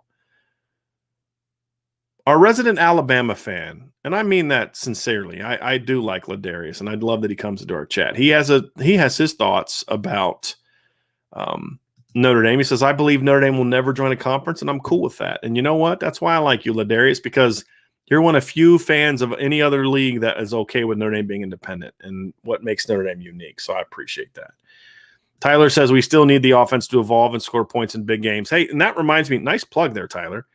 I have an article on the front page at irishbreakdown.com today. It's my midweek musings. I'm now going to I've been kind of doing them off and on during the summer, but they are now back in full action as we get close to the season. And I did 7 things that I think are key to Notre Dame having explosive offense in 2021. Some of them are execution related, some of them are scheme related, some of them are player related. So check that out. It's in the midweek musings. Let me know what you think. And of course, if you're a part of the site, the message board, it has been posted there already, so you can check that out. Brent Byer says, Brian, Vince, do you guys believe that NIL has a chance to push Notre Dame over the top? Seeing Hamilton and company sign on with Colin Cowherd is impressive, and obviously the Notre Dame brand is as big as any in college football. And we've been talking about this since it happened, Brent. I mean, I absolutely believe it will. I think, look, Notre Dame's a huge brand. I mean, it's a huge brand. It's, as an independent, they were one of the 5 most highest grossing programs in the country last year, and that's consistent. So, yeah, I think it's a huge – I mean, because, again, there's things that other schools can do for players that Notre Dame can't, and now Notre Dame can. So, yes, 100%. There are very few programs that can sell NIL to the level that Notre Dame can. The question is, will they take full advantage of it? That's the key. Can it, in theory, be the thing that puts them over the top? Yes. Will Notre Dame utilize it in a way that allows them to use it as the asset it can be? That remains to be seen. That's not a criticism. That just means this thing is new. We don't know what the heck is going to happen. We don't know how it's going to be used in the recruiting trail to a degree. We don't know how players are going to take advantage. We don't know a lot of those things. So, yeah, I mean, but in theory, yeah, it absolutely could. Jonathan Kesmerick says, love the show as always, gentlemen. Thank you, Jonathan. I'm super high on Ryan Barnes. He may not be an elite impact player right away as a freshman, but I really think he has potential to be an elite corner. I'm with you, Jonathan. I am extremely high on Ryan Barnes. I mean, he had an offer from Clemson, Georgia, LSU. Clemson wanted him. I mean, he was a much better kid than his. And that's why I say a lot of these rankings don't mean anything to me. I don't care what Rivals or 247 thinks about a kid. A friend of mine sent me the other day the explanation that the guy at 247 had. And this isn't Tom Loy. This is not a shot on Tom. I know I'm pretty confident Tom would have ranked Jalen Sneed higher than he was. But the guy who had the say in his ranking was like, well, we didn't have a verified 40 time. So great high school film, admitted that the kid was dominant in camps. But because he didn't have a verified 40 time, he dropped 3 spots in your top 100. That's stupid. I mean, that's just a dumb way of it. I mean, I'm sorry. So what you're admitting is that camps matter more than what guys do on film, and that you can't evaluate a kid properly if you don't have a verified 40 time. It's absurd. It's absolutely absurd. So yeah, that's what you guys want to know. I don't care about rankings. That's a great example right there. Keon Keeley. My man, trust me, ND fam, this 2023 class is going to be crazy. We got big-time guys. Well, we're going to sit back and wait, relax, and enjoy that for sure. Kenny Moore, Marist Liufau blitzes like his life depends on it. That's a great way of saying it, Kenny, because he really does. He really does. He really does. Michael says, happy Wednesday, Brandon Vince. Let's talk about the post-cookout chill and grill. We're going to give you what we got. Right now, there's just not a lot of it. A lot of kids are traveling back today. We talked to some kids last night. We'll have stuff to you, but be patient, right? I'm not just going to just throw out anything I get. We'll give us some time to get a hold of these kids and get a hold of sources and find out how things went. So, yeah. Eric 1863, listening to the Inside the Garage podcast. That's the name of it. Inside the Garage podcast with Kyle Hamilton, Cam Hart, KJ Wallace, and Connor Radigan. Kyle Hamilton said that Cam Hart is the starting corner. Was as expected. Yeah, he's been the starting corner this entire offseason. He's been the starting boundary corner in spring practice and the blue gold game, and he's projected to be that moving forward. So, Brent Byers, see here. Where's Brent's question? How do guys like Marist get slept on by 24/7 sports, etc.? So actually in 247's defense, I believe they had him. They were the only people that ranked him as a 4-star, I believe. Yes. 247 Sports ranked Marist as a 4-star. So they didn't necessarily sleep on him. And honestly, where they ranked him was fine with me because he was a raw kid coming out, but they had him as a 4-star. So I don't think they slept on him. But, again, I think the reason I came up with the evaluation philosophy that I do and the rankings that I do is because you have to be able to evaluate the difference between a guy who's a 5-star, maybe ready to play right now guy, and a guy like Jeremiah Wusu-Koramoah, or a guy like Marist, or a guy like Isaiah Foskey, who may not be 5-stars the minute they graduate high school, but you look at their talent, their skill set, their upside, and you say, hey, this guy may need a couple more years, but man, if the light goes on, this kid could be as good as anybody. You have to be able to differentiate between those two things. You have to differentiate between, is a guy a 5-star because he dominated at a camp without pads on, or is he a 5-star upside because he may be skinny or raw, but the tools are there based on what he does in pads. And to me, that's the key. And that, again, it's also why another reason I don't put a whole lot into those things. Jared Vineyard. Jared, thank you for the super chat very, very much. This may have already been asked recently, and if so, I apologize. Jabron Payne is off the board now. He went to Indiana, by the way. Does Notre Dame shut it down, or do they go after Quinshon Judkins? Is there any chance they go after another running back that they haven't offered yet? So a couple things here, Jared. This is a good question. We did talk about it recently, but we didn't dive into it a ton, so we'll have no problem bringing it in now because I know there's other people on the show like you that didn't hear it when we talked about it last time. So basically what I was told is that Notre Dame is still recruiting running backs. It's not many. They did not push for Emeka Megwa, for example, who committed to Washington. He visited. Notre Dame didn't push. There are backs that they still like. One in particular is Quinshon Judkins. Now, he's an example of a kid that I view as much higher than the recruiting services. I gave him a 4-star grade.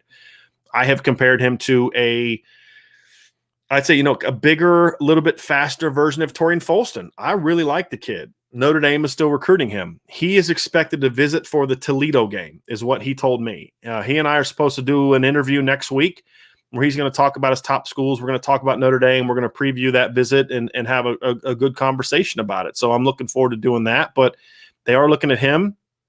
And Jabron Payne went to Indiana. If Jabron is healthy and has a big year this year, Notre Dame I think they'd have a shot to flip him.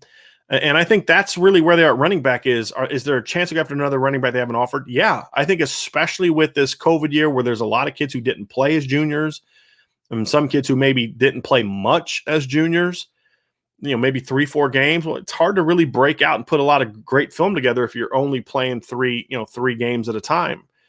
And so there's going to be some kids break out. So I would imagine that one of the tasks for Bill Reese and his crew on the back end of the recruiting office is, hey, look, keep an eye out for kids who break out at this position, and this position, right? I think running back would be one of those.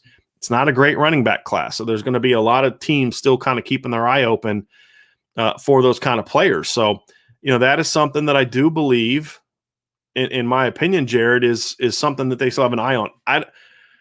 I don't know if I necessarily would agree with it wholeheartedly, but I think part of it too is I don't know if Notre Dame is in love with all the options they have in 2023 at running back either. Meaning that, maybe you were planning to go get 2 next year, but now you're just like, look, we're just going to get 1 because we like the kids that are in this class. That could be it too. So we'll see how it plays out. But like as I said, Quinshon Judkins is a kid that Notre Dame is definitely on his radar. Very good student, from what I understand. And again, watch this film if you haven't seen it. He's he's not explosive athlete, but he's got really good vision, really good feet, and he's a really productive runner. Let's see here.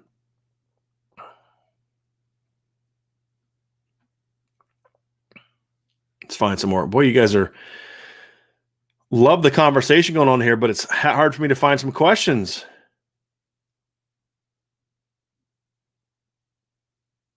Let's see here. John Rich, gotta love working from home and having a mute button to hit on any conference call so I can listen to the IB guys with one ear and business stuff with the other. I appreciate that. I appreciate that very much. Very, very much.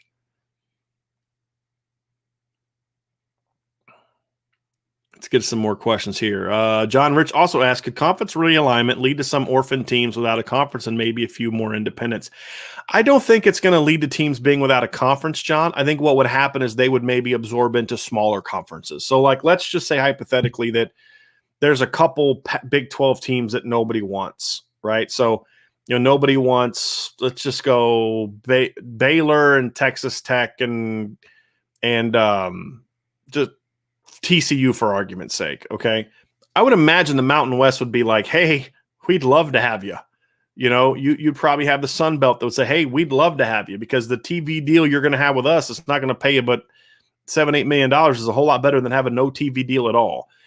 They could maybe choose to go independent for a short time while they work out some other deals, but I don't think it would be a permanent thing. I just don't think a lot of those schools have the financial ability to survive without the TV money. Notre Dame is in a unique deal because Notre Dame gets $15 million from NBC to be independent. You take that away, then maybe Notre Dame is a little bit more forced to go independent or to leave independent. I don't think that would ultimately be the case, but it would make it a little more challenging and difficult for sure. D-Rock, it's a good one.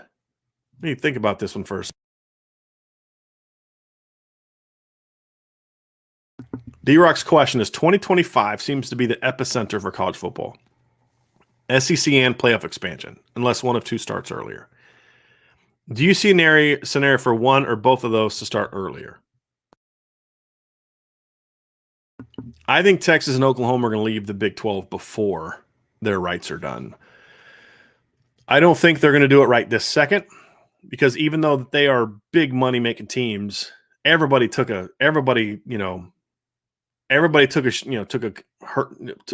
loss last year, right? With COVID and everything. Everybody saw less money last year.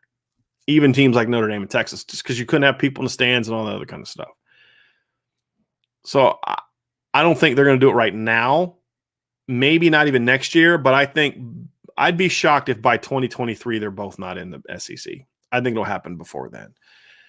I think if you're the SEC, you may want it to happen before then too, because you want to have that happen before they finalize all the college football stuff, playoff stuff, or at least if there's enough time to change it.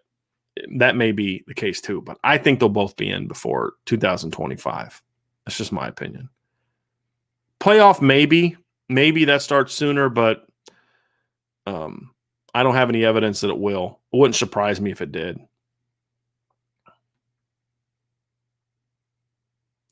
Here we go. Jonathan Kesmerick says, had a Michigan fan tell me that with Oklahoma and Texas joining the SEC, the other conferences are going to expand and Notre Dame won't be able to fill their schedule and it will be like BYU in 2020.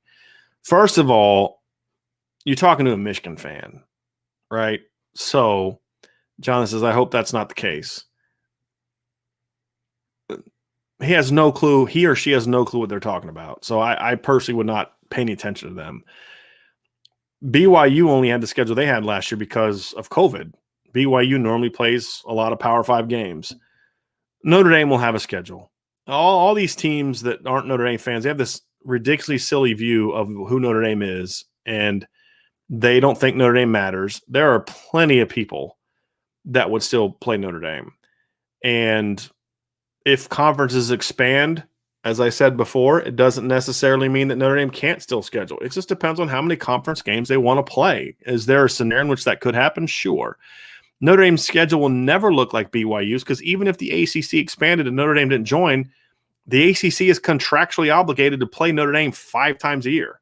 So that alone means Notre Dame is not going to be without it. Do you really think USC is going to cancel the rivalry with Navy or with Notre Dame? I don't think it will.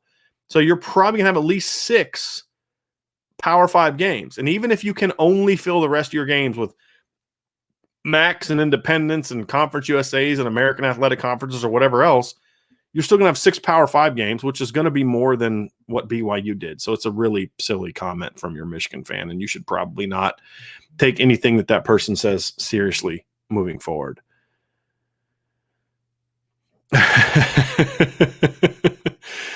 Tommy says, tell him to worry about their bakery team since they're a basketball school. Well played. Well played. Talking about Michigan, by the way. Let's see here. Sean Terry says, when will you get a better sense of how you rate Major Everhart? There's just not a lot of film available of him, Sean. So whenever I get some more film is when I'll do it. But look, I like what I see from him now. And I've talked to some sources about him that have seen game film of him. I hope to be able to get some game film at some point in time, but right now I don't have it. But look, the kid is really fast. He's really electric, and he's got some talent, you know. I'm hoping to get some workout film of him this summer. So I'll try to get to that. But yeah, I mean, right now I don't have enough film. I have enough film to kind of give a cursory opinion of him. Good size for a slot, 5'11", 170, extremely explosive, more fluid than I'd expect. A lot of times you get these track kids, like Will Fuller was this way. Will was really explosive, but he wasn't super quick, like super agile. This kid's got really good feet, and he catches the ball well for a kid that plays like in a wing T offense as a slot running back. So he basically plays in Navy's offense. He's one of the slot backs at Navy's offense. I just need to see more of him. But from what I see, you know, I like it. I like it. Chief Brody, hey, what's up, Brian? What's up, Chief Brody? Hope everybody's doing well today. Matt Carter says, I know Jack Kaiser is a guy you discussed a few times. Do you think he's more expected to have a good year, and that's why you don't have him considered as a sleeper? Yeah. Well, honestly, Matt, why we didn't have him here is because we talked about him in the breakout one. So we had a breakout podcast recently. I'm not sure if you watched it or not, but if you didn't, you can. It was just a week or two ago, so you should still be able to find it on our. Well, you can find anything on our channel, but you won't have to search too far, is what I mean. But, you know, that show was a little bit different because those are guys that we're expecting to become like impact players for the most part. I mean, some of them are breakouts. You go from not playing to a really important rotational role, but most of those guys were guys that we predicted to be really good players. So we talked about like Jason Adamiola, Isaiah Foskey, Cam Hart, Houston Griffith, and then, of course, Jack Kaiser. So we expect Jack to be a really productive player. So I don't view him as a sleeper because we've talked about him so much and because I think he's going to be a guy that's going to be a big-time player. The sleeper category was also not just guys that aren't getting talked a lot about now because Jack's not getting talked about a ton. We talk about him a lot, but we don't get asked about him a lot. And I don't know if anybody else is talking about him because I don't watch anybody else's content or read anybody else's content. So I can't tell you what is being discussed by others. I just know that we don't get asked about him a lot. But I think Jack's going to get talked about a lot once the season starts. And he starts performing. The guys we talk about today are maybe guys that even when the season starts, if they're playing well, they're not at positions that are going to maybe put up the kind of numbers that are going to draw a ton of attention. And that's also partly why they kind of why those are the guys that we talked about today as sleepers as opposed to the breakouts that we talked about before, which Jack was a part of that conversation. Chief Brody says, do you think this makes OU and Texas these huge villains for kind of turning their back on the other teams in the Big 12? Yeah, I think so. Very much so. In my eyes, it does. Texas more so than Oklahoma. Oklahoma's just kind of pitiful to me. Like this little brother of Texas that just kind of gets, you know, dragged around by Texas everywhere they go. And you know, it's just like, it just bothers me. Really bothers me. But yeah, I think they are villains. I mean, it's Texas especially. They're the most profitable sports program in college sports. And they're doing this for what, 10, 12, 15 million more dollars? Ridiculous, man. And they've been doing this before. They tried to leave for the Pac-12 a couple years ago. They're a very greedy institution. And I hope they go to the Big 12 and just get their brains beat in. I really do. And I hate saying that because this isn't Steve Sarkisian's fault. This isn't the players' fault. This isn't their decision. But I just hope they get punished, and I hope they become irrelevant in the SEC. I really do. I think Oklahoma's got a better shot at fitting into the SEC a lot quicker. Garen Knutson says, with people canceling cable alarming rate, subscribing to specific networks, having a TV contract like Notre Dame is becoming less and less relevant. Thoughts? I don't think that's true. Number one, because NBC is still it's not a cable network. You can have the most basic service possible and still have NBC. You're not going to get ESPN, but you're still going to have NBC. And so I think it's a little bit of a different situation. But look, the TV contract is about what they're going to pay you. And so people can cut their whatever they want. NBC still paying Notre Dame. But I think a program like Notre Dame is still going to be relevant, still going to be seen, and still going to be viewed because, for example, I don't have cable. I pay for a streaming service. Well, I get NBC as part of that streaming service. So there's still going to be part of what I'm doing.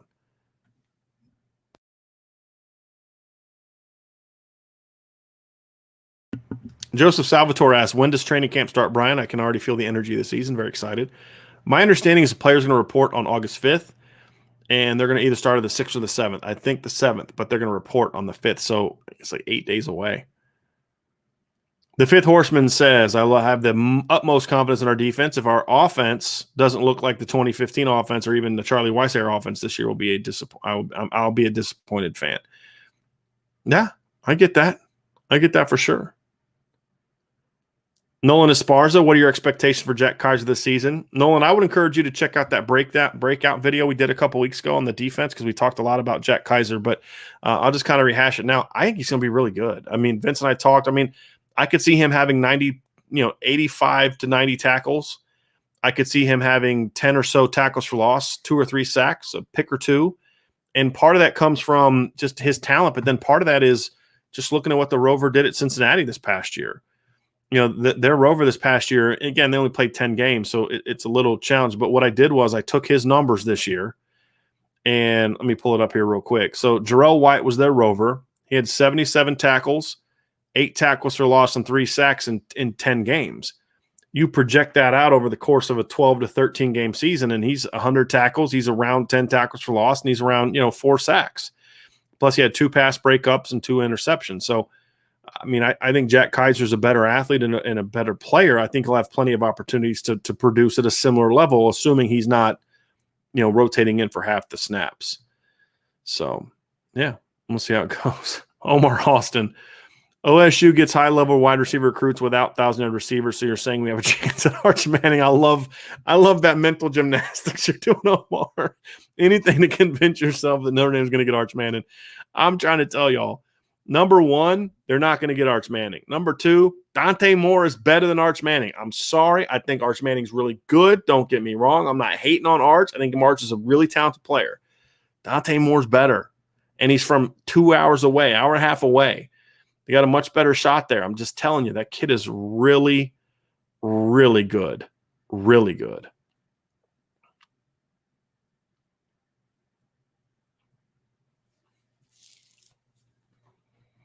David Carpenter asking about the grill and chill, the barbecue. No cars in the end zone, a la the new SEC member. No, they didn't do that. I don't see Brian Kelly doing that.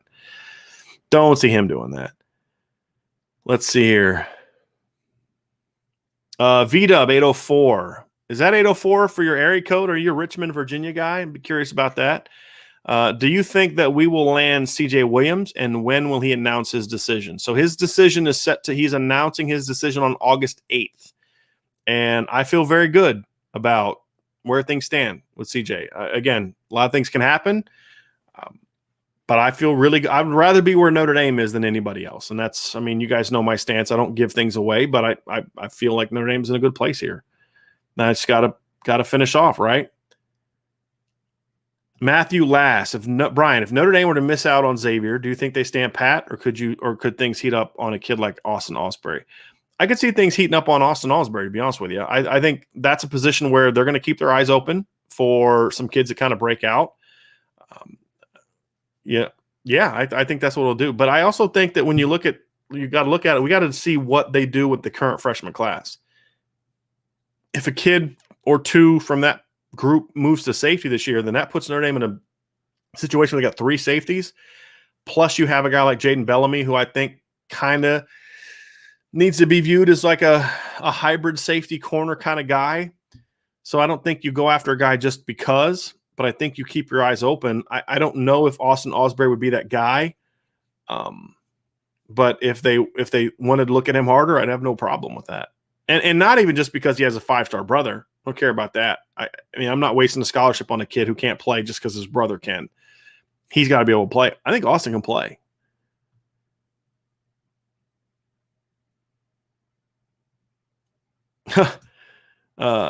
Douglas McAnally, as someone with a big green egg myself, it was nice to see Notre Dame cooking with them yesterday. Now, which recruits do you think that grilling will serve up to us Notre Dame fans? I don't have any predictions yet on that.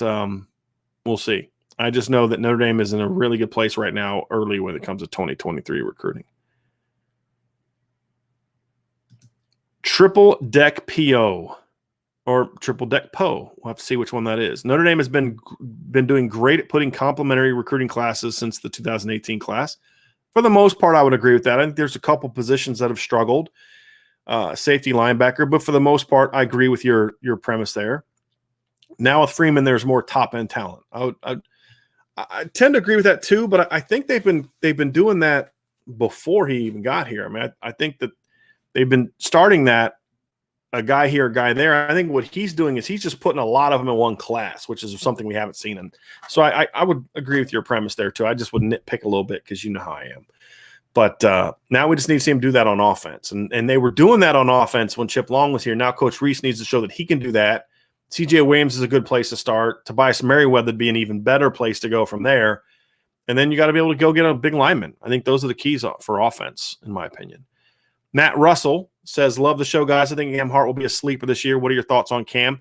So, Matt, we did I referenced this earlier, but we did a breakout player podcast a week or two ago, where we talked about guys that maybe aren't getting a lot of discussion or guys that didn't have a big role that we thought were really going to break out. So not like, today was like guys that could still be overlooked even though they're producing. This was guys we think are going to be very, very key players. And we talked a lot about Cam because we expect him to start at boundary. That's not a surprise, but we think he's a guy that could be a really, really good football player for Notre Dame this year. So I would encourage you to go look at that. Really long discussion about him. Vince loves him, but Cam's an intriguing player, great size, athletic for that size. Had a really, really good spring, was told by a source like his development from practice 1 to practice 15 was just enormous. And he needed that because remember, he missed that last year. So it was very much needed. I think he's got a chance to be very good. Now, he just needs to go out and show it consistently on Saturdays in the fall.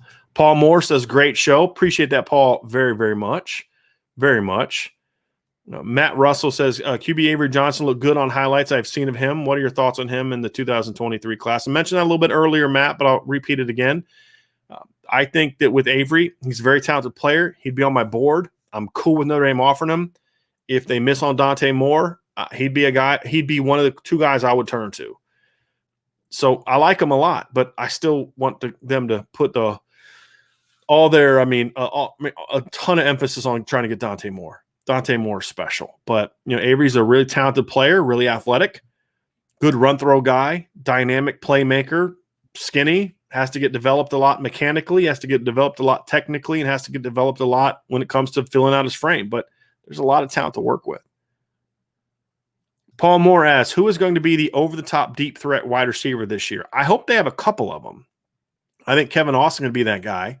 But then, of course, if he's healthy, Braden Lindsey's definitely that guy. It's just whether or not he's going to be healthy is the question mark. We've seen him do that in the past. I mean, we saw him against Navy, we saw him against New Mexico. He's 50-yard reverse for a touchdown against USC, 61-yard jet sweep for a touchdown against Boston College. So he's got that ability. He just has to go out, stay healthy, and prove it on a consistent basis. That's going to be the key. Ladarius Martin says, how many running backs does Notre Dame have committed in 2022? 1. That is Jadarian Price from Texas, top 200 caliber recruit from Texas. Triple Deck Poe. Who are the top 3 coaches on the Notre Dame staff to watch this year? So I'm going to give you 3, and 2 are going to be positives. One's going to be concerning. Okay. The positives are, Marcus Freeman's the first one because first year's a D coordinator. I want to see what he does, right?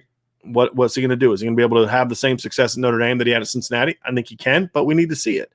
Number 2, Tommy Rees. He's going to have a full offseason. Because remember, Tommy Rees didn't have an offseason last year either. First-time coordinator, didn't get spring ball, didn't get the normal summer, had the pauses in fall camp, pauses in the middle of the season. It was a weird year for him too. Full complement of players this year, veteran quarterback that can throw the ball, very talented backfield, a lot of athleticism on the perimeter. Can he take all that talent, harness it, and point in the right direction and develop an explosive offense? I'm confident. I'm as confident now as I've been about this offense, over the last year. Now we just need to see it. And so that's what I'm excited to see. And the third one's the concerning one for me is Coach Alexander. He's got to get all these guys ready to play, and he's got to finish strong in recruiting. He can't do what he's been doing. He's going to have to develop some of these guys. Now, the veterans he'll develop because he's shown he can develop juniors and seniors. He's got to be able to develop the young guys. That's going to be the key for me. Make sure that they're part of your rotation. If those guys aren't ready to play, then that's a coaching problem that needs to get corrected. Let's see here. Patrick Barnes says the playoff expansion may change with this new SEC. I don't think it does. Patrick, I'd be curious to hear your reasoning why, but I don't think it does. You're still going to have 6 ranked division winners, and then the next 6 highest teams. If it's 5 SEC teams, then it's 5 SEC teams. I don't think it's going to change. I don't. And look, the SEC can't necessarily dictate those terms to everybody else. Hey, Texas and Oklahoma, if you guys wanted a clearer path to the playoff, you should have freaking stayed in the Big 12. That's where I want to see if the conference commissioners and the presidents of these other non-SEC schools have any stones whatsoever. I want to see if they're able to kind of say, hey, look, you don't get to do this and then start dictating terms to us. No, this is what we agreed to. You decided to do something different. That's on you. Okay. It's still going to be the same. And I don't think it should change. You don't need 5 SEC teams in the playoff. You've got the whole regular season to figure out who your representative or 2 is going to be. And once that's figured out, then go play. And if you don't like it, then send some teams back to the Big 12. It's not that hard.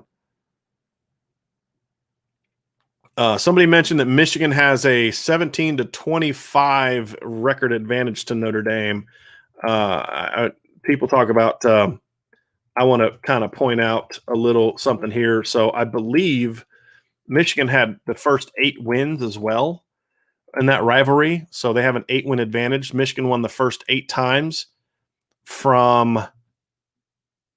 1887 to 1908. So from 1909 to now, it's a wash. So I hate talking about Michigan.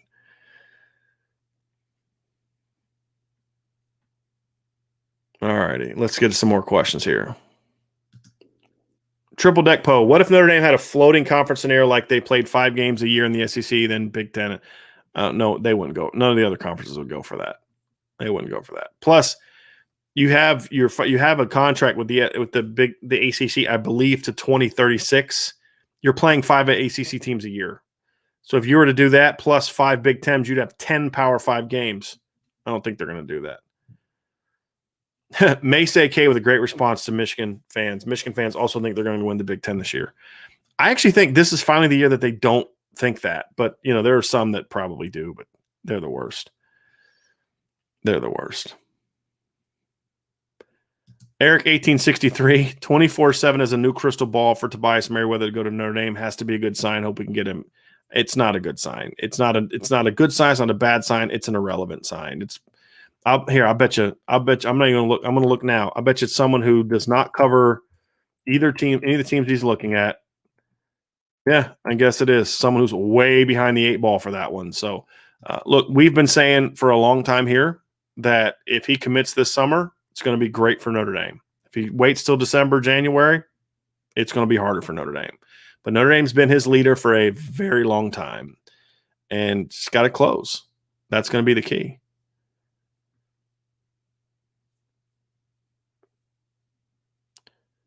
Here's a question. Christopher Jenkins says, who do you like better in terms of upside and where they are at the same point in their high school careers between Tyler Buchner and Dante Moore? So upside-wise, I'd give the advantage to Buchner slightly, but here's the reason why the second part of the answer is different. Where are they at the same point in their high school careers between Buchner and Dante Moore? Dante Moore significantly better at the same age because Tyler played, I believe, JV as a freshman. I don't think he played varsity as a freshman. I'd have to go back and look at that. But he missed all but the first half of the first game of his sophomore year with a knee injury. So he didn't play as a sophomore. Dante played and played very well as a sophomore. So in that regards, I give Dante the edge. I'd probably give Tyler the edge overall because I think Tyler's a better runner.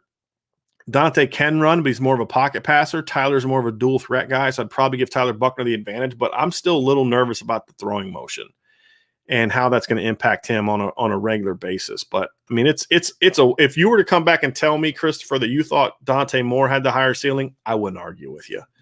I mean, it's two great players, and so I wouldn't push back. I'd listen to your reasons why you thought Dante Moore is better and said, yeah, okay, makes a lot of sense. But if you're going to compare them from where they were as sophomores, I'd have picked Dante. Like if they were in the same class.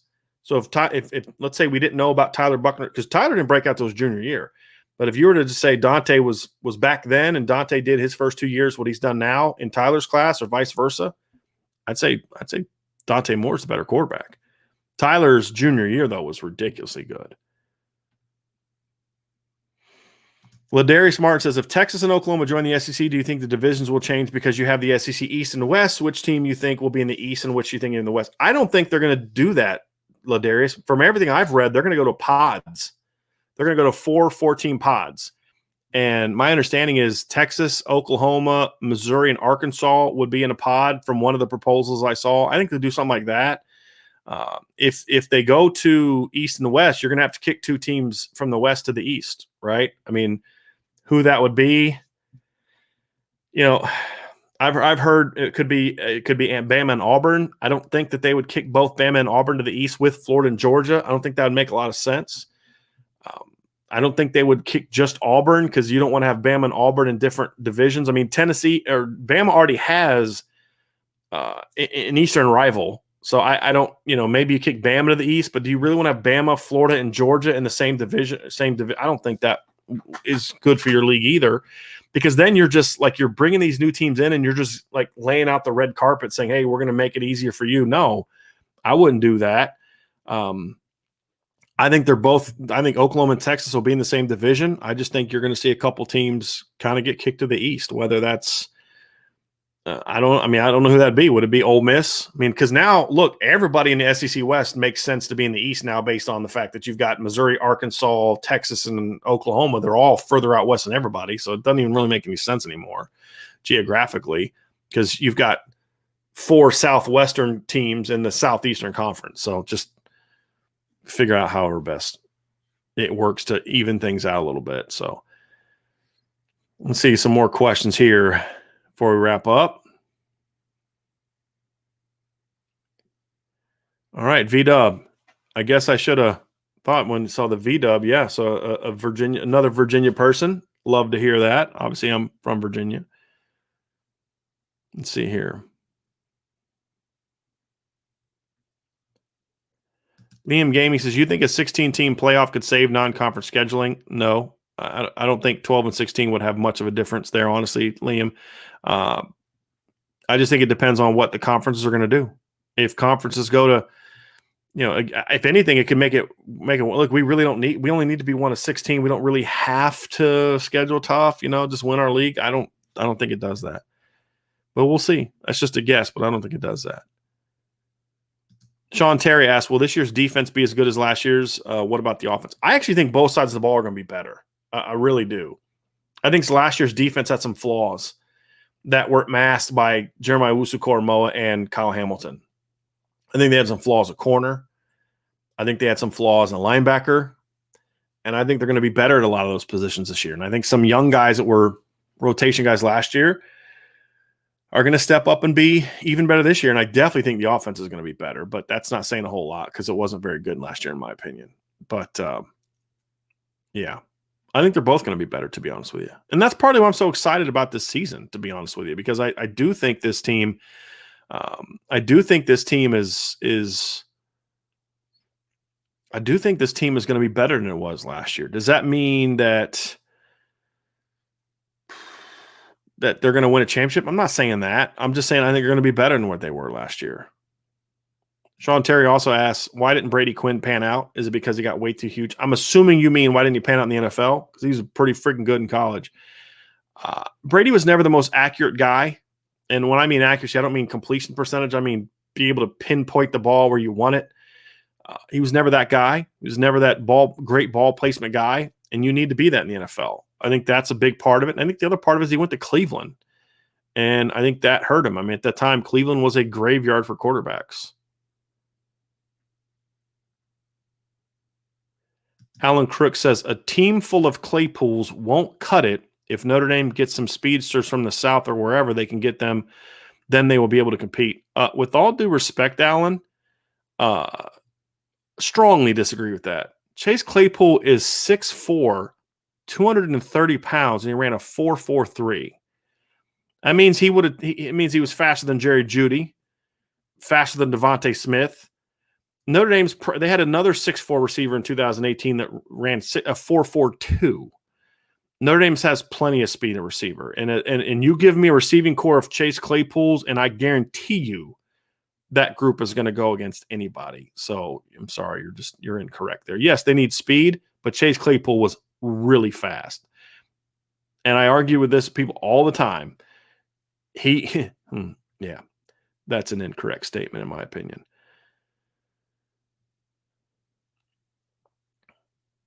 Ronald T'Challa getting worn out, guys. Mgo blow sucks. Go Irish. Good one, Ronnie. Hope you're feeling better, my man. Let's see here. D-Rock. Brian, I noticed your release of your preseason top 25. What was the deciding factor in putting Notre Dame at number 5 over Georgia? Number 1, I think Georgia has a tougher schedule, so there's more losses in there. I think number 2, I think Kirby's a mediocre game day coach at best. Georgia seems to always find a game to lose. We've seen that a lot recently. They have to prove to me that they can win those games before I'm going to buy in. Last year they lose to Florida, and Alabama makes sense, but then they go get smacked by Florida. 2019, they go out and lose at home to South Carolina. South Carolina got spanked on the road against LSU the year before that. Again, they just have that game like that where they just choke a game away. It just happens all the time. They had a similar thing in 2017. Now, Auburn was good in 2017, but 40-17 good? No, I don't think so. So Kirby's never shown me that he can be that kind of coach. And do they have the talent to do so? Yeah, sure. They have the talent to get there, but until Kirby shows me he can be a better coach and doesn't do stupid things like, running a fake punt to your backup quarterback and punt when the other team's a punt safe, then sure. I just don't think he's a great coach, and until I see that offense open up and actually take some of those chances, then I'm not going to believe that they can get to that level, because the talent is there, but the talent was there last year, the talent was there the year before. You got to coach that talent, and if you're not a good coach, you're going to get exposed in the SEC because your talent level is not going to be so great that you can get away with some of those things like you could if you were in the ACC or the Big 10 or the Big 12. You can't get away with that. John Rich, newsflash, Michigan and Texas to be charter members of the new all-arrogant conference. I like that. Although AAC is already taken, unfortunately. Let's see here.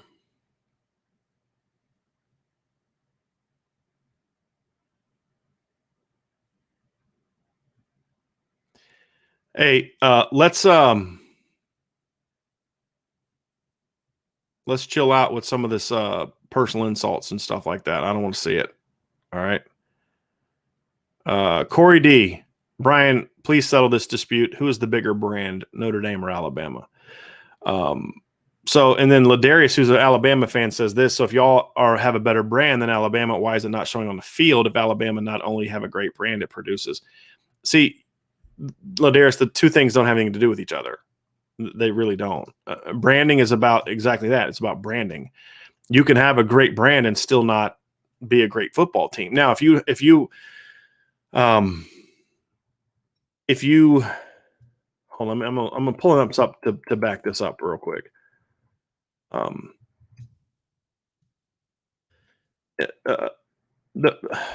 Trying to think how to put this. Branding is about a lot of different things that don't really have a lot to do with your product on the field.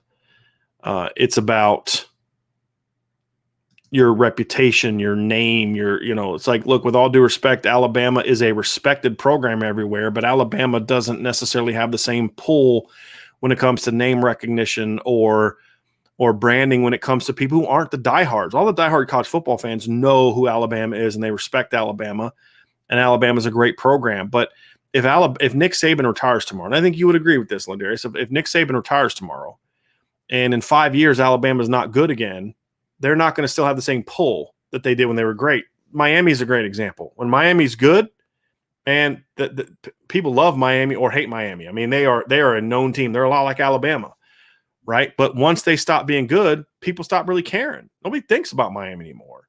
When Notre Dame sucked, people still cared about Notre Dame. People still talked about Notre Dame because and there's factors into it that not just name recognition and not just financial things, but also from the standpoint of when you look at things like